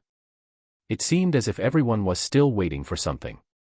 Fortunately, 200 tons out of his 800 had already sold. Seeing that sales had stagnated, he decided it was time to spark demand. He raised the price, from $450,000 per ton to $550,000. Immediately, the Rare Earth Forum buzzed with discussion. What kind of tactic is this? 10 days of no movement, and suddenly, the price spikes. No clue. Some folks suspected he had insider info, but maybe it really is just some kid playing with a family account. Should we buy? If we purchase at $550K, then resell at $630K, that's an $80K profit per ton. And there's still 600 tons available, take a risk, and it could mean $48 million. Go for it if you're that confident. I can't afford it. The forum members were largely executives from major corporations who needed rare earths for industrial purposes. Since it was an international platform, the discussions were happening in multiple languages. One particular player entered the scene, a businessman from the Lighthouse Nation, keen to prevent Huayu from gaining an upper hand. Having already purchased 200 tons and noting that prices hadn't budged for days, he concluded it wasn't a trap, and bought up the rest. This took the other executives by surprise, stirring up anxiety. That's it. I missed the low-price rare earth. If my boss finds out, I'm done for. Damn it, same here. My boss just called, asking if it's a trap. I said no, and he wanted to buy 20 tons. Now it's too late. I'm from Huayu. I just found out I could buy rare earth at a low price, now it's all sold out. This is infuriating. Behind the scenes, many were watching this unfold. Seeing the Lighthouse Nation buyers scoop up the remaining stock, they couldn't help but smile. They needed rare earths, but they didn't need 800 tons all at once. So, they listed their own holdings, totaling 1,000 tons, at $650,000 per ton, a price slightly above the current market of $630,000. Lin Youzi saw this and didn't react. With 200 tons sold at $450,000, bringing in $90 million, and 600 tons at $550,000, bringing in $330 million, his total earnings reached $420 million. To the forum speculating insiders, it seemed like Lin Youzi was taking a huge loss. Given the upward trend in rare earth prices, most were convinced that in a month, the price would likely exceed 700,000 per ton, or at the very least stabilize around 650,000. If that held, the value of 800 tons at 650,000 per ton would reach a substantial 520 million. Initially, Lin Youzi had leveraged 400 million to acquire 800 tons of rare earths, but he managed to sell them for only 420 million. If the price a month later settled at 500,000 per ton, his profit would amount to the difference, 420 million minus 400 million. However, if the price reached 650,000 per ton, he'd face a significant loss, a full 100 million. But Lin Youzi knew the truth. By the end of the month, the rare earth price would drop below 300,000 per ton. By late September, a large-scale sell-off would begin, driven by Huayu Nation companies that were privy to insider information and had already started offloading their holdings. He calculated his projected earnings for the end of the month, 420 million minus the cost of 800 tons at 300,000 per ton, 240 million, resulting in a net profit of 180 million. With this capital, he'd have a solid base for his next strategy, profiting off currency exchange rates. Time for some horseback practice. Since the day when a high school student gawked at his training with a dropped jaw, the student hadn't shown up again. And Lin himself had taken the past 3 days off. On this uneventful September 9th, he decided to head back. He planned to absorb whatever skills he needed at the stables. As for academic courses, he wasn't exactly planning to attend them. When he arrived at the security booth, he found Master Guan watching the security monitors with a bored expression. But he perked up upon seeing Lin Youzi. "Well, look who's here." "Master, I'm headed to the riding grounds." "Let's go." Master Guan had been waiting for 3 days. The moment Lin Youzi showed up, he promptly left the security booth and led him toward the riding grounds. Inside the training arena, a crowd had gathered outside the fence, having heard the rumors. Many were curious, though no one had managed to identify Lin Youzi yet. Most assumed she was the daughter of a university official, given that the university administration hadn't interfered or questioned her presence. Naturally, everyone concluded she must be related to the staff. This time, though, Lin Youzi had a different request. He wanted to tame a wild horse. "Are you sure?" In Wanqing, there was a famous breed known as the Dayuan horse, or blood-sweating horse. These horses were renowned for their fiery, unbreakable spirit, making them incredibly difficult to train. "No worries, the fiercer, the better," Lin Youzi said with a spark in his eyes. Taming gentle horses was boring. If he was going to ride, it would be the wildest horse he could find. As the blood-sweating Dayuan horse entered the arena, it gave him a steely, dismissive look. Once closer, it snorted loudly and raised its front legs in a show of defiance, attempting to intimidate him. "Excellent. Fierce enough for me." Lin Youzi chuckled, patting the horse's muscled side. "This one would be fast, no doubt." Master Guan couldn't hide his concern. "Are you sure about this? No one's managed to tame this blood-sweating Dayuan yet." "Won't know until I try." Unfazed, Lin Youzi brushed off his doubts. He was here for the thrill, and nothing would hold him back. Seeing the unwavering determination in Lin Youzi's gaze, Master Guan finally agreed. Over the past few days, he'd come to trust that Lin Youzi really was a young man, albeit one with an oddly feminine appearance. "All right, but be careful," Master Guan cautioned, heading back to the shade, though he kept a watchful eye on the arena. The news quickly spread. Someone was about to attempt taming Wuching Martial Arts University's prize horse, the fierce blood-sweating Dayuan. Soon, sophomores with no classes gathered outside the arena, phones out, filming and streaming. Ignoring the attention, Lin Youzi seized the reins, and with a powerful push, leaped onto the horse's back. Sensing the weight on its back, the horse reared up, letting out a piercing whinny.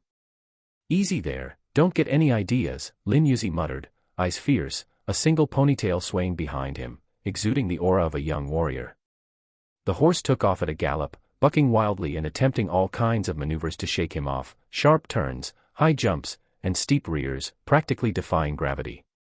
Watching the intense struggle, the crowd couldn't help but murmur in awe. Is this horseback riding or attempted murder? That's not riding, that's taming a beast. I'd be tossed off in an instant. This is hardcore.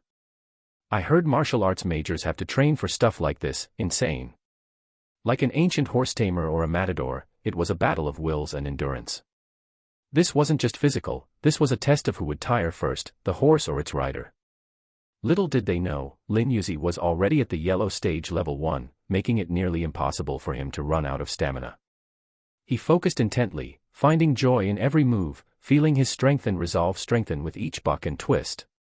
Unbeknownst to him, the petal pattern on his shoulder had slowly started filling with color, 2 out of 10 petals now fully dyed.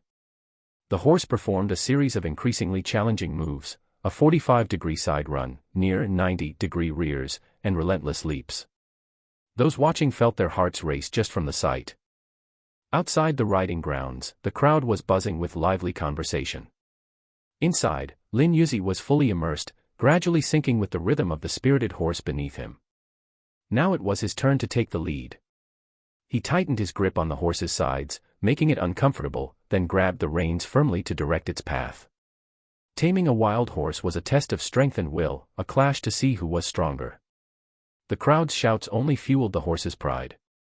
It wasn't about to lose to this skinny rider.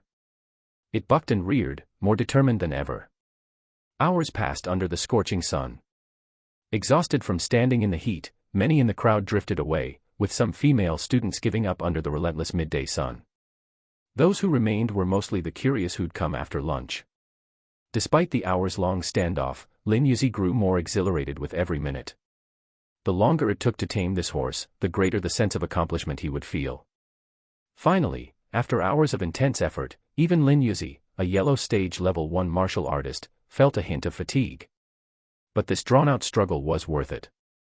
While taming a falcon might take days without sleep, here he was taming a wild horse in mere hours. Feeling the spirited Dayuan horse beginning to weaken, he pressed his legs down with force, grabbing the horse's head and commanding, "Settle down now." Overwhelmed by his strength, the horse's front legs buckled, and it knelt in submission.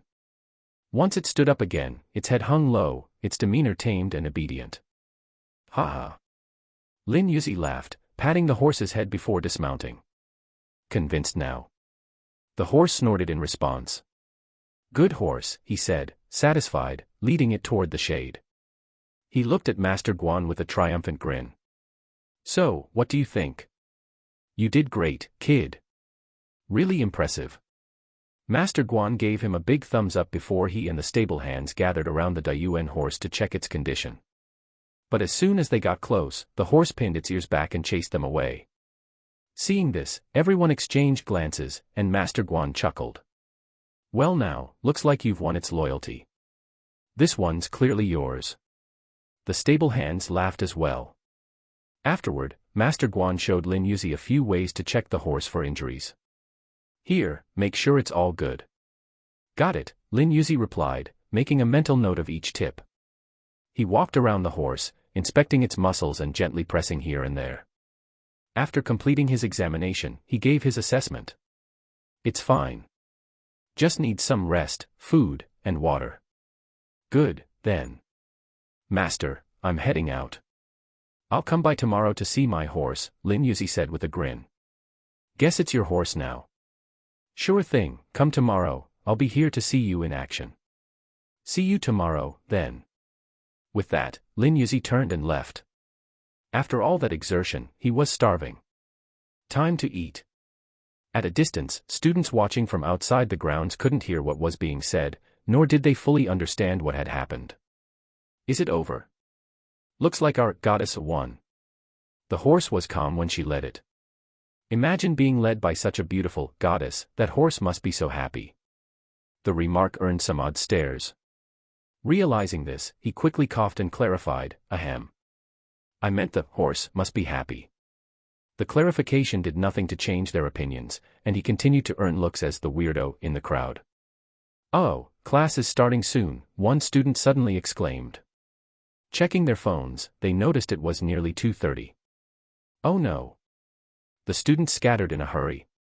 And the professors, when they learned their students were late because they'd been watching the rare event of someone taming the Dayuan horse, didn't mind one bit. Laughing, one even remarked that if he didn't have classes to prepare for, he'd have joined them himself.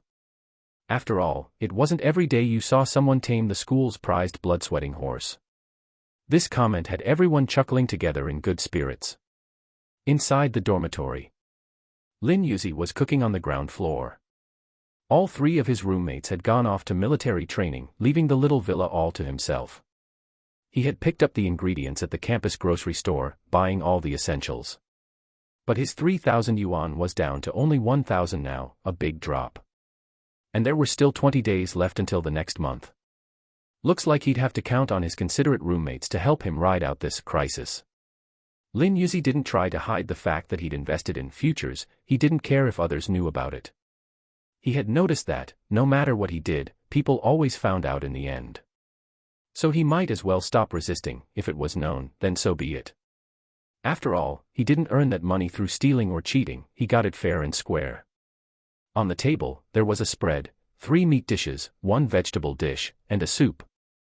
The vegetable dish was stir-fried romaine lettuce, while the meat dishes consisted of a whole chicken, a fish, and 2 pounds of beef. The soup was a nourishing type. There was an enormous amount of food.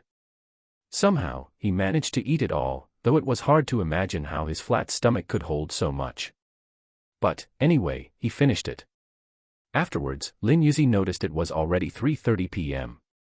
He went upstairs, took a shower, changed into some cool clothes, and left campus to go shopping. His plan, to buy a bow and some arrows to practice archery in the little villa's front yard. On the way, he brushed off a few students who tried to start a conversation, heading directly to a cold weapon store. Stores like this had only recently become common, thanks to the strong government support for martial arts in Huayu. The gear they sold was all blunt-edged. Except for arrows. However, carrying a bow and arrows in public was too conspicuous. To buy them, he would also need a bow permit, and would have to register the arrow types. That meant the arrows would need to be custom-made and engraved with a personal identifier unique to Lin Youzi. This was a security measure to prevent people from secretly hunting or using the equipment to cause harm. Strict, indeed. This was Lin Youzi's first time hearing about such a regulation, but he found it reasonable.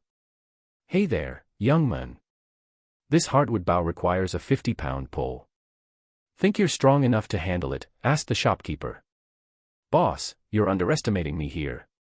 Give me a 200-pound bow, and I'll draw it to full draw for you right now. Well, if you can pull that off, I'll agree to let you buy on credit. This conversation came about because Lin Youzi had asked if he could buy the bow on credit as soon as he entered the store. There was no way around it, he was really out of money. The shopkeeper, seeing his slim figure, took out a 50-pound bow to test him. If he couldn't draw it, he'd just send him on his way. But Lin Youzi confidently asked for a 200-pound bow instead. It wasn't every day that the shopkeeper encountered someone this bold, so he took the bow from the wall and handed it to Lin Youzi. Boss, there's no arrow, so if I release the draw, it'll damage the bow. The shopkeeper was surprised at this and said, didn't expect you'd know that much. Follow me to the backyard. With a quiver slung over his shoulder, the shopkeeper led him out back. The target is 100 paces away, about 200 meters. If you hit the bullseye, I'll cover the cost of your custom arrows. That won't be necessary.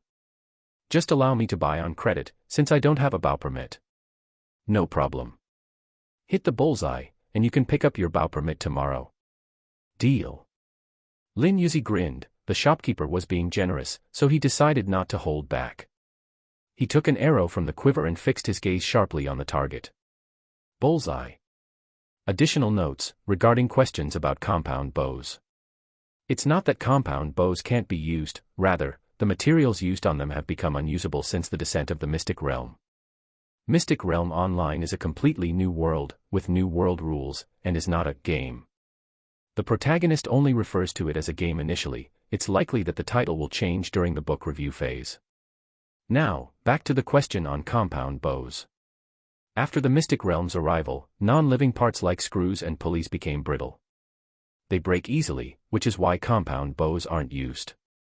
No need to worry about force rules or anything like that. Simply replacing the materials would make it usable again. Original wooden bows are less affected since they are made from plants, a form of life. Life forms, including plants and animals, are selected to survive. Those that do survive can become new materials for the Mystic Realm, those that fail to pass this selection die. However, pre-made items are unaffected. Thus, traditional wooden bows remain relatively unaffected. And with the emergence of new materials after the Mystic Realm's arrival, compound bows could be used again once they're refitted. When Lin Youzi drew his bow, the shop owner was stunned. He never expected such strength to lie within such a slim frame. His eyes fixed on the arrow. As the bowstring was fully drawn and the arrow shot out, the owner immediately turned to look at the target. Thud. A resounding noise echoed. The target was pierced from over 100 paces away. This. The shop owner was utterly speechless, his mouth slightly open and unable to close for a long time. This was the legendary, piercing the willow from 100 paces. It wasn't just about accuracy, it took immense strength as well. All right, kid, I admit I misjudged you. I'll help you get your bow license, and I'll agree to let you buy on credit. Let's go to the front to settle things. Please, Lin Youzi replied courteously, gesturing for the shop owner to go ahead. Then, he glanced at the arrow. In his past life, he could only dream of achieving such feats, but now he had done it with his own hands. This feeling of accomplishment filled him with boundless pride. A real man should be like this. Gripping the bow tightly, he headed to the front. What specifications do you want for the arrows? Do you want any engraving? And what kind of feathers? Just carve the character Lin on them, and use the best materials. Money isn't an issue. All right, the shop owner responded, not bothering to ask why he'd need credit if he had money, or why he'd insist on the best materials if he didn't. For a man with the skill to pierce the willow from 100 paces, he felt certain his character was solid. And if he couldn't repay him, the owner would consider it his own mistake in judgment. No repayment would be necessary. How many arrows? 200 should do. Fine. And the bow? Any specifications? If you want it custom made, you can bring your own materials or select from what I have here. Let's go custom. Lin Youzi figured he'd be using the bow regularly in the future, so it had to suit him well. In a year's time, he couldn't be sure how much of his strength would return, or if any of his special skills would unlock. Until then, he'd have to rely on the bow. He wasn't particularly fond of close combat, so archery would be his go-to. After some selections, the shop owner sketched out a blueprint on the spot. Finally, after discarding over 10 drafts, Lin Youzi settled on one. The bow was adorned with engravings, landscapes and fierce beasts. It looked a bit like the Qilin bow and a bit like the dragon's tongue bow. Lin Youzi grew curious about what kind of bow ordinary materials could create. After making his choice, the shop owner nodded and recorded all the specifications, then took out an abacus. At this sight, Lin Youzi's eyelids twitched. It was time. Time to tally the bill. He was curious just how much this was going to cost him. A custom 4-stone bow, made from 1,000-year-old wood, 200 arrows with free engraving, and the bow license included at no charge, the shop owner listed aloud as he calculated. Finally, he looked up at Lin Youzi. For the 4-stone bow, the total comes to 2 million, which includes materials, design, and craftsmanship. For 200 arrows, at 2,000 each plus a small amount for wastage, that comes to 500,000, for a total of 2.5 million. Upon hearing the price, Lin Youzi's mouth twitched involuntarily. 2.5 million. Was this on purpose, or just a coincidence? Shopkeeper, this 2.5 million. Too much. No, I was just wondering, could we round it up to 3 million? Consider it a token of appreciation for your hard work. The shop owner raised an eyebrow at Lin Youzi, thinking to himself. This kid is young, yet he's already this tactful. I can't tell if he's doing this intentionally or by accident, offering an extra 500,000 as a bonus while calling it a hard work fee. This kid knows how to handle things. Looks like I should take this job seriously, He nodded and said, all right, 3 million it is. With that, the owner, quite modernized, drew up a bill. Come back tomorrow to pick up your bow license. The bow and arrows will be ready in 2 weeks. Got it. Got it, Lin Youzi nodded, very clear on the details. Only he hadn't expected the cost of a custom bow to be so high. If only he'd known a bit more about this field. Still, thinking about it, the cost made sense. 1,000-year-old wood, 200 custom-made arrows, and the design expenses, it all added up. Besides, the kind of bows used by martial experts were always expensive. This was never meant to be something an ordinary person could afford.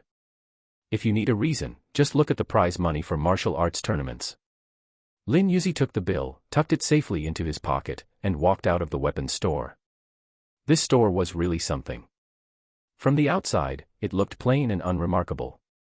Who would have thought that a single transaction here could run into the millions? No wonder he hadn't seen any other customers. Regular people couldn't afford this place. Even the one stone bow he'd picked up earlier cost 50,000, and that didn't even include the price of the arrows. Without at least 100,000, archery simply wasn't an option. But then again, to him, 3 million was pocket change compared to what he'd earned. With the bow purchased, it was time to buy a saddle. He'd tamed a prized Akeltec at the stables, a horse that only he had managed to ride for a long time. Once Mystic Realm OL was released, this horse would be his to keep. Since it was practically his, there was no harm in dressing it up a bit, right? And so, he headed to the tack shop. A custom saddle. The store clerk looked at Lin Youzi, clearly puzzled. In all his time working here, he'd never heard of anyone ordering a custom-made saddle. Sir, there's really no need for a custom saddle. I'd recommend this one, made with shark skin, which greatly reduces friction between the inner thigh and the horse. The clerk enthusiastically introduced various saddles to him. There was sharkskin, crocodile leather, canvas, silk, nylon, hard leather, and Lin's own special synthetic leather. Lin Youzi reached out and touched each one but didn't feel particularly impressed with any of them. Eventually, the clerk gave up and said, "Sir, it's your backside that'll be touching the saddle, not your hands. How it feels in your hands isn't what matters, it's how it feels in the saddle." "You're right." Lin Youzi was left speechless. Sure, it's his backside that will sit in the saddle, but how could he test the saddle that way here? He had to use his hands to feel it. But he didn't bother to explain. In the end, he chose the most expensive option, sharkskin. He figured he could test it tomorrow while riding. After all, it wasn't just about his comfort, he wanted the horse to be comfortable, too. The best choice would be to bring the horse over to help pick the materials. Then, from the options they both liked, he'd settle on one for a custom fit. It seemed like a lot of work. But that was unavoidable. There was so much to learn about caring for a horse, a lot of which he'd learned from old Menguan. And there was still the matter of horseshoes. Trimming the horse's hooves was no small task either. Hooves are like human nails, they need regular trimming. And the horse would need shoes to protect its hooves from cracking during long rides. When it was time to pay, things got awkward. "Sir, the sharkskin saddle comes to 18,888 after the discount. How would you like to pay? Can I put it on credit? How about I just give it to you for free?" "Really? You're not joking." "Sir, weren't you joking with me first? In that case, I'll come back another time." Awkward, too awkward. Lin Youzi had completely forgotten he was out of money. If he had no money, what was he doing here? Back to school it was. By the time he returned, the freshman military training had ended, and many students were eating in the bustling dining hall. Not wanting to squeeze into the crowd, he bought a few ingredients and went back to cook. However, when he got back, he found his 3 roommates sitting outside the dorm room, chatting. "We have a class meeting tonight, but where is that Lin Youzi? He's been impossible to reach, no one's seen him for days." "Yeah, it's so mysterious. You don't think he's some kind of connected guy, do you? I heard some people got added to the class after selections were over." "Exactly. I heard the same thing. Our dorm was supposed to have an open spot, but now he's here, and he's even brought his girlfriend along. It's just too much." So, was the main focus the fact that he had a girlfriend? The 3 fell silent again. Just then, they saw Lin Youzi coming back, carrying bags of ingredients. One of them immediately felt indignant on Lin Youzi's behalf. Why should she treat that so-called connected guy so well? "Miss, I really don't think he deserves you." "Huh?" Lin Youzi looked at them, puzzled. He wasn't planning to get involved in their gossip about him, misunderstandings were nothing new, and explaining would just make things more complicated. Seeing his confused expression, the other 2 chimed in. "Miss, you're always cooking for him, even taking his clothes to wash. You're practically his maid. Yeah, where is he? Tell him to come out here. After hearing their complaints, Lin Youzi stayed quiet for a moment before replying. You're looking for Lin Youzi? His neutral tone startled the three. This was the first time they'd heard her speak. Honestly, the voice was pretty average, the figure wasn't remarkable, but the face, really good-looking. Well, no need to call for him, I'm Lin Youzi. Anything you need. You're Lin Youzi? The three were immediately skeptical, eyes fixed on him, scrutinizing him from head to toe. You're really Lin Youzi? Yep, 100% genuine. If you don't believe me, I can show you my student ID. This answer didn't ease their doubts. They pressed on. So, are you a guy or a girl? This question was a bit intrusive. Lin Youzi was tired of hearing it, so he frowned slightly and replied with a question of his own. What about you? Are you a guy or a girl? What kind of question is that? Obviously, I'm a man, 24-karat pure guy here. Well, there you go, this is a guy's dorm, my dude. With that, Lin Youzi turned around and went to start cooking. He was starving. Time to eat. The three roommates were left there, minds blown. Right. This was the guy's dorm. But they looked down, thinking deeply, small heads filled with big questions. Could there really be guys who looked this much like a girl? They were utterly bewildered, glancing at each other, each seeing the same confusion reflected back. Then they turned to stare at Lin Youzi in the kitchen, bustling around with the grace of a model housewife. No matter how they looked at it, he just didn't seem like a guy. Was there something wrong with the world, or was there something wrong with them? I can't do this, my brain is going to explode. Yeah, I'm so confused. I never thought I'd end up doubting my own judgment. These three weren't just anybody, they were wealthy second-generation elites, well accustomed to all sorts of people. But you know what? When it came to someone like Lin Youzi, they really hadn't seen anything like it before. A few minutes later, Lin Youzi called over to the three dazed roommates. Have you eaten? If not, come and grab a bite. He planned to keep his appetite under control in front of his roommates. Besides, he'd need their help with food expenses for the next few days. They say that people are more amenable after you feed them, so why not use a bit of tasty bribery? What a clever plan, classic him. Should they eat? Was that even a question? Of course, they were going to eat. Coming, I haven't had dinner yet. Well, it would be rude not to accept, right? I didn't know you could cook, let me try some. The trio's attitude shifted so fast, it caught even Lin Youzi off guard. But that was fine by him. Once they'd tasted his cooking, they'd be his. When it came time to ask them for money, they wouldn't have the heart to turn him down. Ha ha ha. With a small scheme in mind, Lin Youzi watched his three roommates eat, a pleased smile on his face. Noticing his gaze, the three of them began to feel nervous. Finally, after finishing the meal, the leader from room 1 mustered the courage to ask. So, Xiao Lin, are you going to the class meeting tonight? Do I have to go? And not really. At that, roommates 2 and 3 looked anxious, exchanging meaningful glances. Dash, weren't we supposed to get him to come with us? Dash, then you tell him. Dash, why don't you say something? Forget it, all you guys think about is looks. Dash, then fine, you do it. And so, poor number 3 got pushed to the front. He put on a serious, resolute expression and replied with righteous determination. No way. You have to come to the class meeting tonight. It's mandatory for everyone in the martial arts program. No room for negotiation. None whatsoever. Number 3 replied, still looking severe, with his face pulled tight. Seeing his determination, Lin Youzi finally dropped his teasing expression. Fine, fine. I'll go. Just let me take a shower first, all right? Cough, cough, cough. Number 3 lost his composure, clearing his throat awkwardly. If you're going, just go. Why do you have to tell us about it? At this, Lin Youzi's mouth curled into a smirk. Who would have thought that looking good would have this kind of effect? Amazing.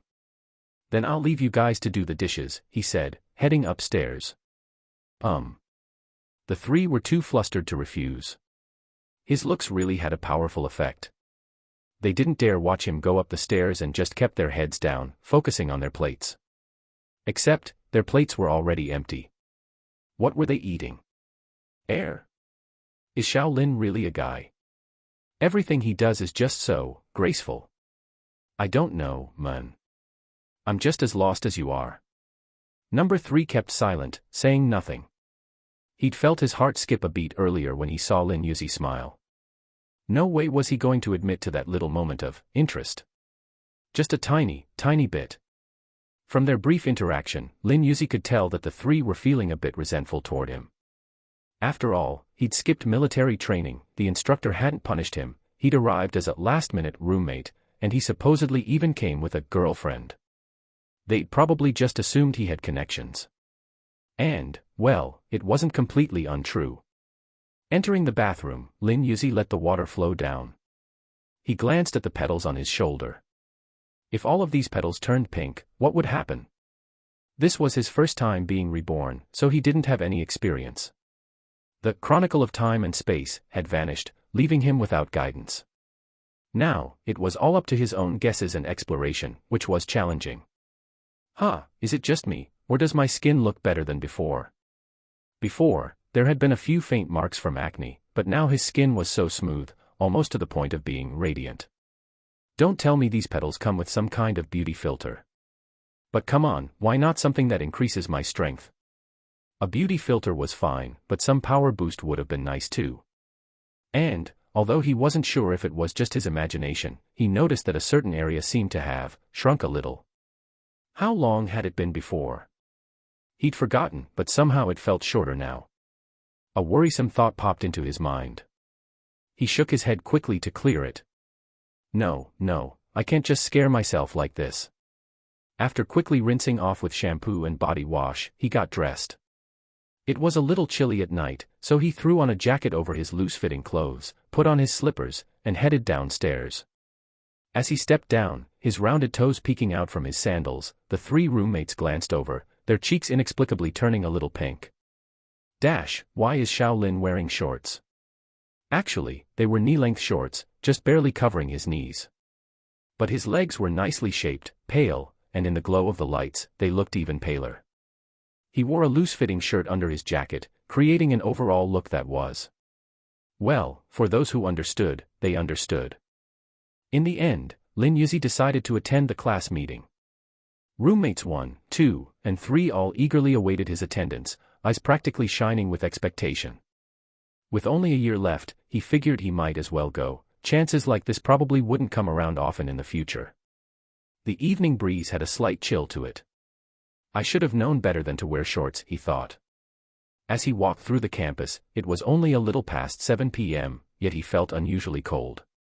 This didn't seem right. He was a Yellow Realm first stage, after all, so he shouldn't be feeling the cold like this. Strange. The classroom for the meeting wasn't far. When he arrived, students from the other classes were already seated. It was a large classroom with room for 200 people, more than enough to accommodate the 3 martial arts classes. There weren't many students enrolled in the martial arts program. Combined, there were just 3 classes, all under the guidance of a single counselor. In college, there were no formal homeroom teachers. Instead, each class had assigned lecturers and class representatives. Some lecturers could even be the vice dean of the academy or senior executives from outside companies. For many, university was likely the highest rung of society they'd have access to for a long time. After graduation, losing the identity of a student meant that life would become very different. Once they were part of society, encounters with these influential figures would be rare. This kind of shift was something that, in both his lifetimes, Lin Youzi had yet to experience, a lingering regret. Why did Mystic Realm OL have to descend upon Earth? Was there something on Earth that had caught its attention? Caught up in his thoughts, he frowned slightly. This small, melancholic moment caught the attention of countless onlookers. Meanwhile, his 3 roommates were nudging each other, communicating with glances. Hey, Shaolin looks troubled. One of you should ask him about it. Why don't you do it? You're the eldest. Let number 3 go. He's the youngest among us. I'm not that young, okay. I'm 18. Dash. Dash, dude, we were talking about age. Dash, I was talking about age too. Their silent argument went nowhere, and it was obvious they weren't going to get anywhere on their own. At that moment, a bystander couldn't help but intervene. A handsome senior walked over with a sunny smile, his golden hair catching the light, practically glowing under the fluorescent lamps. The brightness caught Lin Youzi's attention, making him squint and raise a hand to block the glare before he looked up at the tall figure in front of him. Dash, so what if you're tall? Was his first thought, immediately feeling the need to roast the guy's height. Hey there, Junior, the senior greeted. Where are you off to? I have a class meeting. Can you move out of the way? Ignoring the junior greeting, Lin Youzi had no intention of correcting him. Was it his fault for looking like this? Hearing the neutral tone of his voice, the 180 cm tall blonde senior paused, taken aback. The voice was just average. All the charm suddenly evaporated. Hey, Junior, my name's Meng Suifengbo. Mind adding me on WeChat?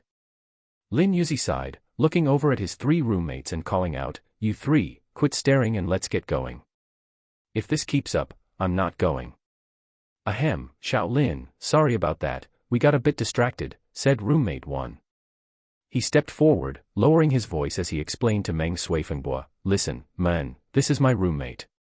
He's a guy, not a junior girl. And, well, there's a bit of a crowd around, so I'll leave it at that. Ah, really? Meng Suifengbo was stunned, his second shock of the night, both courtesy of Lin Youzi. Roommate 1 nodded, his gaze completely sincere. Even so, Meng Suifengbo was reluctant to let go. It was rare to come across such a sweet and innocent first-year girl. If he didn't act fast, she might be snatched away by someone else. How can you prove it? Dude, just look at Shaolin's chest, completely flat. What girl would have a chest that flat? And his voice, didn't you hear it? Meng Suifengbo glanced over at Lin Youzi. His chest was indeed as flat as a board. His legs, however, were nice to look at, pale and smooth, with not a hint of hair. This was a guy. No way. What a shame. Meng Suifengbo walked away dejectedly. Roommate 1 watched him go with a sympathetic look, then turned back to Lin Youzi. Shaolin, looks like I saved you from a bit of unwanted attention. Heh. Don't think he didn't know, he knew everything. Dash. With his Yellow Realm first stage skills, overhearing the entire conversation between roommate 1 and Meng Suifengbo had been easy. Flat. So what? Is he buying my rice? I'm flat-chested, and proud of it, saving fabric for the nation. Besides, for a guy, having a flat chest was completely normal. With an irritated huff, he turned and strode ahead. We're going to be late for the meeting. Let's go. As Lin Youzi walked off in a hurry, the three roommates exchanged puzzled looks. Is he mad? Not sure. Does that look like anger to you? Seems like he's mad. Back in high school, my girlfriend used to storm off like that, super fast, and I could never catch up. But, Shaolin's a guy, right? A guy. Once again, the three fell into a spiral of self-doubt. If he was a guy, why did he act so much like a sulky girlfriend, storming off in a flash? Anyway, we better catch up. The three took off in a sprint. But being mere mortals, they couldn't keep up with Lin Youzi's Yellow Realm speed, no matter how fast they ran. When they finally reached the building, there was Lin Youzi, calmly waiting at the entrance. You guys are so slow. I've been waiting for ages. Phew. Shaolin, how can you walk so fast with those short legs? Yeah, we're exhausted here.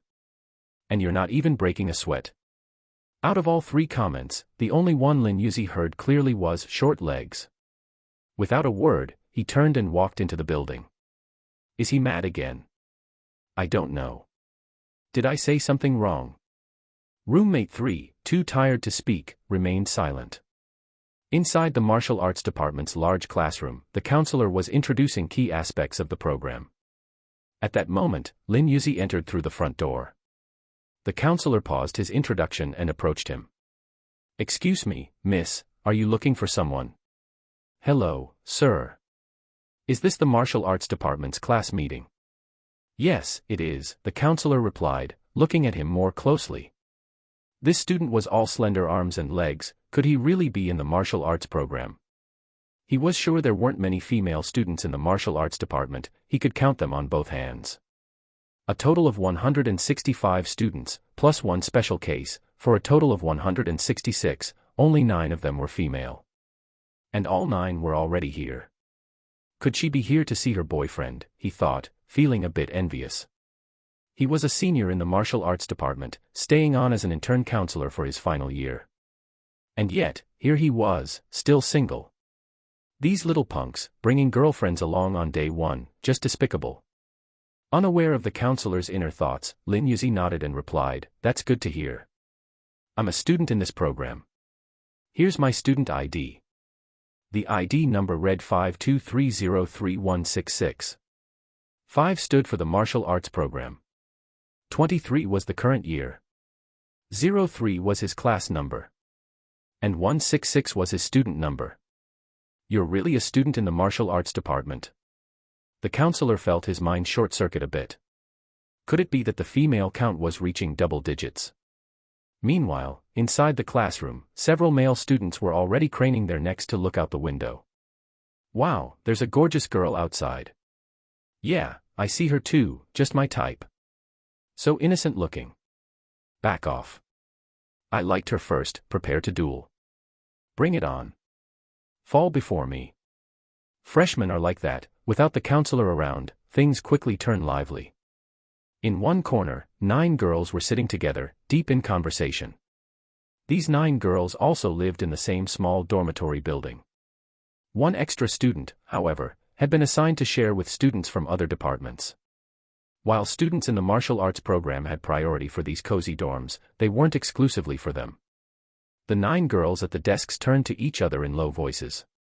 Xiao Jiao, are you in a shared room? No, I'm with 3 other students from different programs. That's odd.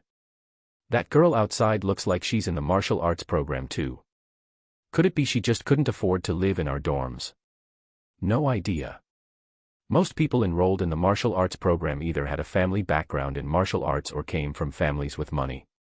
After all, everyone knew martial arts was an emerging field.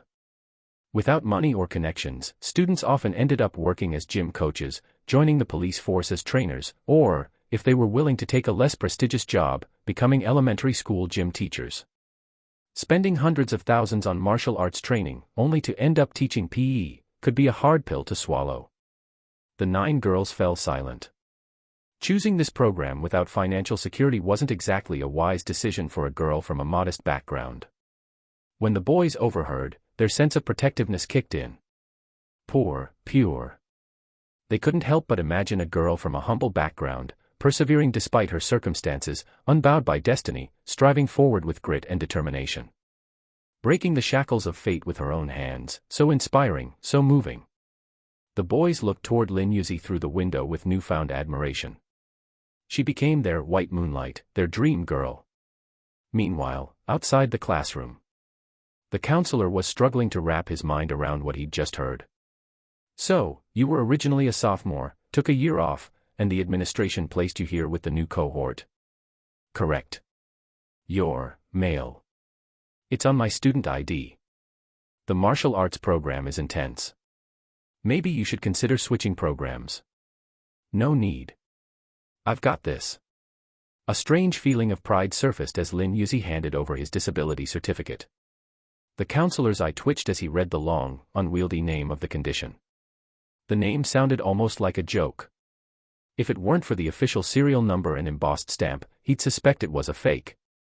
I see, go on in, then. Thank you, teacher. Right, okay. The counselor remained in a state of shock, dazed until the arrival of the 3 brothers of Bittermelon, a trio of notorious students. Once the count of 166 students was confirmed, he returned to the podium, still looking a bit unsettled.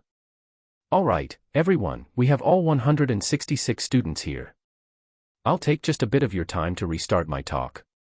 I'll go through it a little faster, so if anyone doesn't understand, feel free to ask me after class or ask a classmate. All right, let's continue. As the counselor began, Lin Youzi was already dozing in his chair. This orientation talk was painfully boring. He knew all too well that everything would change when May's realm OL finally became reality. Physics as they knew it would vanish. Reality would be upended, though Big Lou and the rest would be thrilled.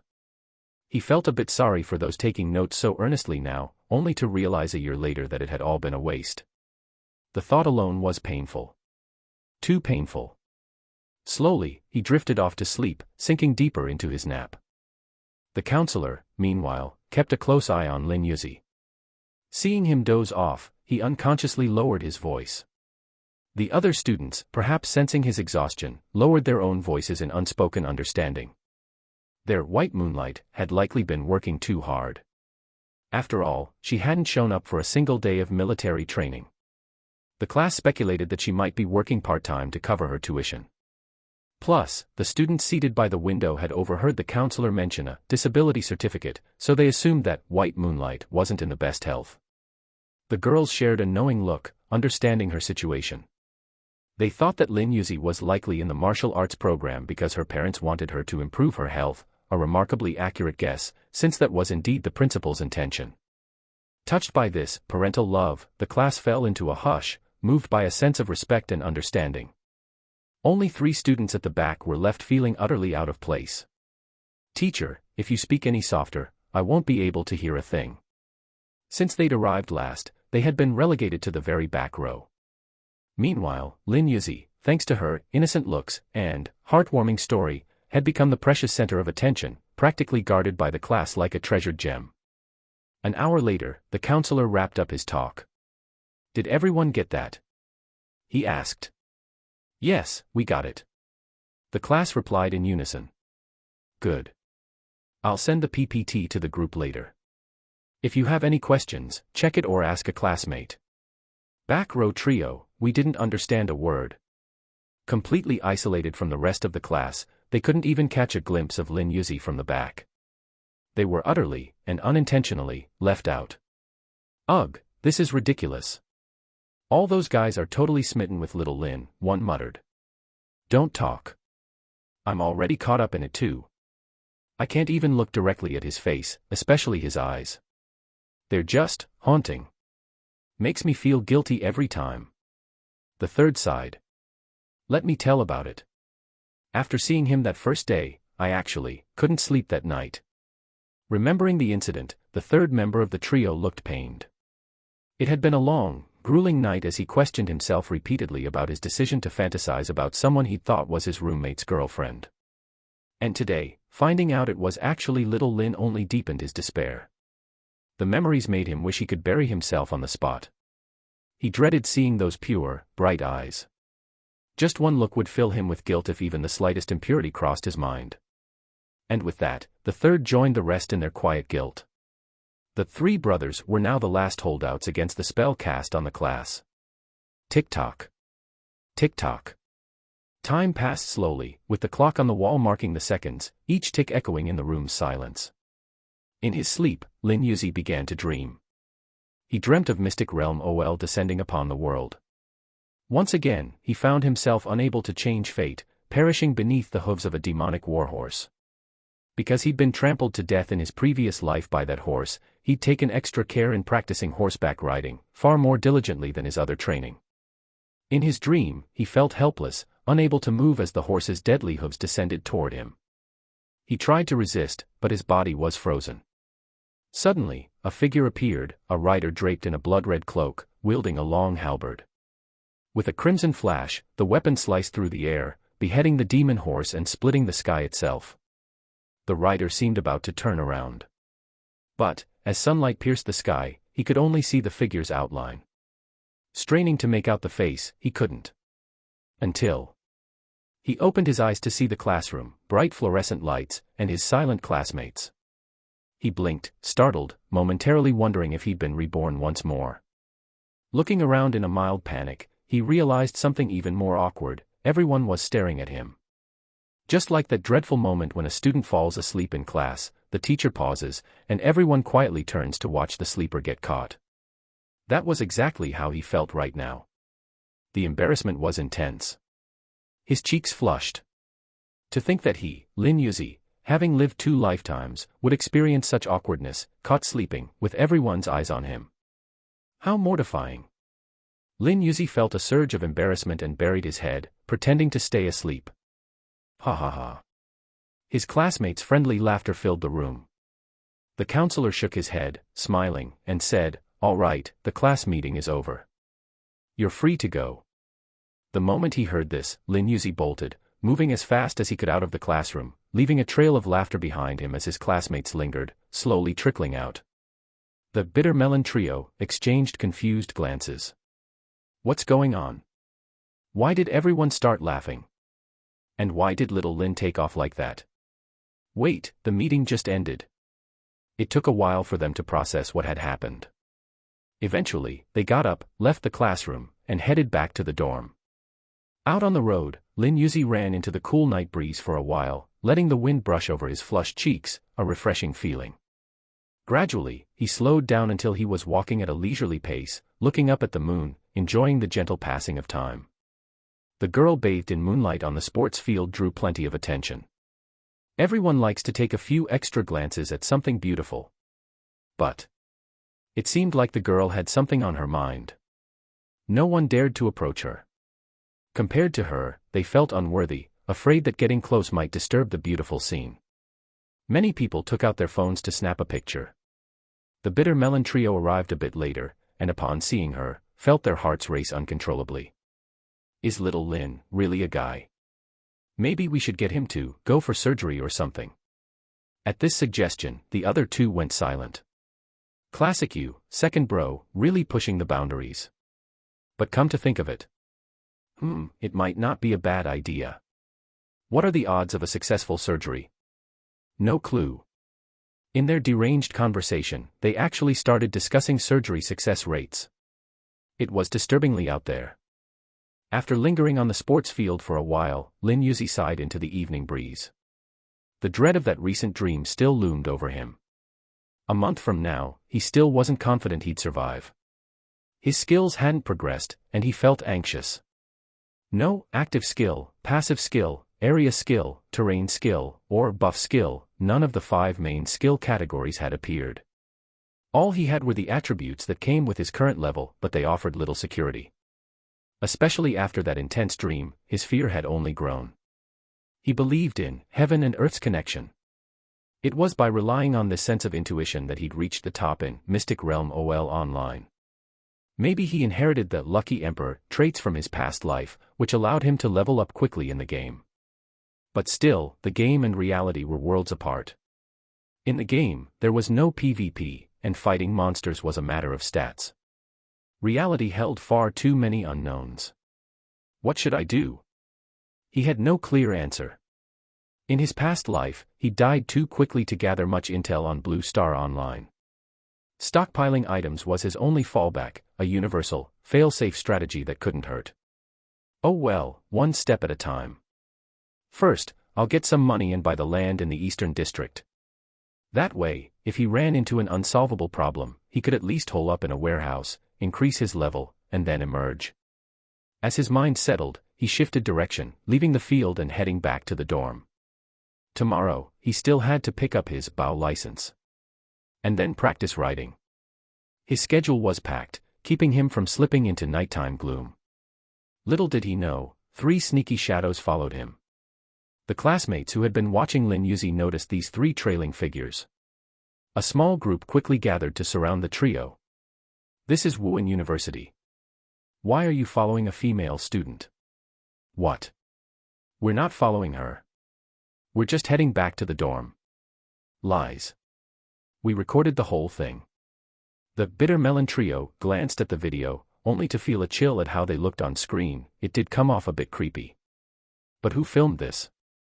Show yourself. And what's with this sneaky angle? Are you into some shady business? A boy with black-rimmed glasses cleared his throat in response to their question and explained, I study photography. Isn't it only natural that I find the right angle? Oh, you're into photography. Well, we're martial arts majors, so it's only natural that we carry bricks with us, right? The trio, being wealthy and martial arts students, were unused to being treated this way. They threw the comment back, looking indignant. The justice advocates weren't having it. They held up the video as evidence, insisting that campus security should be called to hand over the trio to the administration. The trio, however, refused. They definitely didn't want Lin Youzi to find out about the creepy impression they gave in the video. How many times do I have to say it? We're just going back to the dorm. Can't you understand? How do we know that's true? We've already called security, so just wait here. Get out of our way. We don't have time for this nonsense. The tension between both groups grew thick. Just then, lightning flashed across the sky, and moments later, a fierce rainstorm broke out with gusting winds. If Yiping were here, she'd probably skip asking her dad for money this time. The rain was just too heavy. In mere moments, it became a downpour, drenching everyone as they scattered, sprinting toward the dorms. The bitter melon trio was irritated, drenched and frustrated by the delay. Damn it, this is so annoying. Meanwhile, on the other side of campus, Lin Youzi had been strolling back to his dorm leisurely, but as lightning suddenly flashed and the humidity spiked, he knew it was about to rain. He picked up his pace but was still caught off guard by the sudden downpour. Not wanting to get drenched, he ducked under the eaves of a nearby shop. Only a single dim yellow light illuminated the shop entrance, casting a lonely glow in the flashes of lightning. Soon, he heard footsteps. Accompanying them was a voice filled with exasperation. Why did it have to rain so hard? I left my clothes out to dry. I wonder if my roommate remembered to bring them in. Shuri Fang, with her refined and cool expression, was a striking presence. She noticed Lin Youzi standing nearby and felt he looked familiar. Aren't you in the martial arts department? Lin Youzi turned, puzzled. In that moment, they both froze. Simultaneously, a voice echoed in each of their minds. Shuri Fang, so beautiful, so pure. Lin Youzi, damn, it's the fierce girl from next door. He remembered she wasn't supposed to show up until next year. Wait, no, it actually is this year. Last year's next year is this year. Oh no, I played too many games and totally forgot. Now what? Terrified she'd figure out who he really was, Lin Youzi stiffened, trying his best to stay silent and expressionless. Just then, background music started playing from somewhere. A rain like this, it traps me here. Your cold expression, it'll hurt my heart. Lin Youzi nearly lost it. What was going on? Why was this all so perfectly timed? Shuri Fang, noticing, broke into a smile. Hi there, I'm Shuri Fang, also in the martial arts department. I noticed you tonight, mind if we get to know each other? Lin Youzi remained silent. He couldn't risk speaking. The more he said, the more likely he'd slip up. In his past life, he had learned the hard way to be cautious around Shuri Fang. She was sharp, clever, and always seemed to be one step ahead. But saying nothing at all would come off as rude. If she found out later, she'd definitely hold it against him. After weighing his options, Lin Youzi settled on a nod as a polite response. Seeing this, Shuri Fang merely smiled, assuming this shy classmate had social anxiety. It was understandable, given her circumstances, living off campus in modest conditions, dealing with a disability, and naturally introverted. Social anxiety wasn't anything shocking. In fact, Shuri Fang rather liked this shy, reserved side of her. It was refreshing compared to that childhood neighbor of hers who was always putting on airs of maturity. She had even followed him to this university, yet he still hadn't invited her to a meal. After 18 years, she couldn't tell if he was genuinely clueless or just pretending. He'd better not come home for the new year, or she'd make sure he learned why roses are red. The rain kept pouring down. There wasn't even a hint of it letting up. Lin Youzi was in a silent agony, not wanting to be stuck there with Shuri Fang. Since childhood, he'd tried to avoid spending too much time with her, yet she always managed to latch onto him. From elementary school to middle school, from high school to university, she followed him all the way. Impossible to shake off. Rumor had it that his grandparents and hers were old friends. He wasn't sure if it was true, but they did visit each other often during the holidays, which made distancing himself nearly impossible. In his past life, he actually enjoyed the attention, a pretty girl always hanging around him felt fulfilling and gave him a sense of achievement. But now it was different. With the impending arrival of Mystic Realm OL, he was laser-focused on making money and preparing himself. His face was always tense, deep in thought. To Shurifang, Lin Youzi seemed like he was trying to act all mature and mysterious. After all, he was young yet always wearing a serious face, lost in thought. Why won't this rain stop already? Lin Youzi prayed for the rain to ease, but it seemed to ignore him entirely. Perhaps growing a bit bored, Shurifang moved closer to him. Have we met somewhere before? You look familiar, like this isn't our first meeting. Lin Youzi's heart started racing, a cold sweat breaking out. Here it was, Shurifang's terrifying intuition. Why was she always so spot on? Unable to take it anymore, Lin Youzi dashed out into the rain without looking back. Oh! Shurifang's hand, which had reached out, stopped midair. She sighed and decided to wait for the rain to ease. She hadn't brought her phone and had no way to tell how long the rain would last. Worst case, she'd walk back once it lightened a bit. With my constitution, it'd be pretty hard for me to catch a cold anyway. As she spoke, she absently touched her smooth chin. On the back of her hand was a faint gray insignia, a shield and sword. She stood there for some time, listening to the rain trickle down from the eaves. Finally, the rain stopped, and the gentle sound of water droplets falling was oddly soothing. The rain stopped already.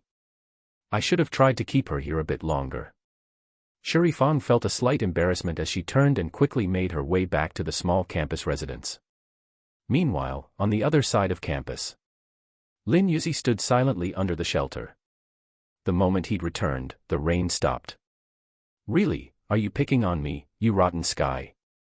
Rumble. Thunder cracked above him, making him shrink his neck and mutter under his breath. Fine, pick on me all you want. Enjoy yourself for one more year. Rumble. The thunder boomed even louder. The strange weather tonight had caught a lot of people's attention. One observer, in particular, was the general in the army green coat. Before each descent of Mystic Realm OL, odd phenomena often occurred. Could tonight's unusual weather in Wanqing be some kind of omen? Some people had even more far-reaching speculations. But Lin Youzi? He just wanted a hot shower and fresh clothes. Trudging through the rain, he was already soaked through, a complete drowned rat. Inside the small dorm building, the Bitter Melon trio had long since showered and were now lounging on the first floor, gaming while waiting for the washing machine to finish. They weren't sure if Lin Youzi was back yet, and not wanting to disturb him, they decided to hang out downstairs to play. After all, who wouldn't prefer gaming in the air-conditioned comfort of the first floor? What happened to you? The first to notice Lin Youzi was the eldest of the trio, whose game character had just died. He casually looked back, and saw Chiu Ping. No, he saw little Lin, drenched and shivering. After he spoke up, the other two quickly noticed Lin Youzi as well. In an instant, the second eldest put down his phone and walked over to grab paper towels from the dining table. The youngest tossed his phone aside, ran upstairs to grab a hairdryer, and hurried back down.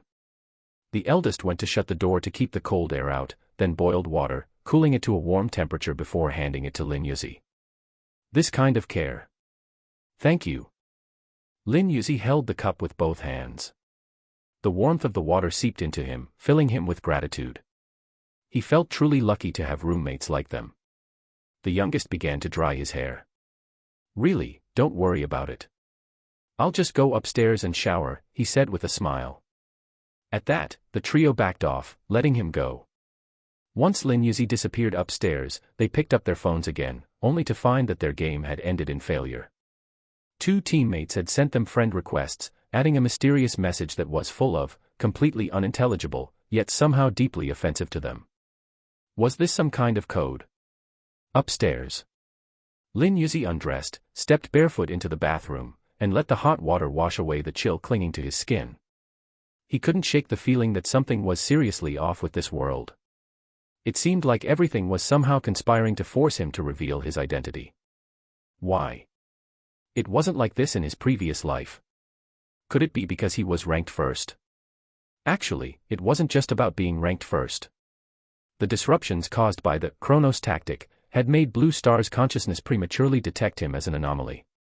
The first-place player in his past life had also been targeted, but only after certain side effects had appeared. But Lin Youzi's situation was different.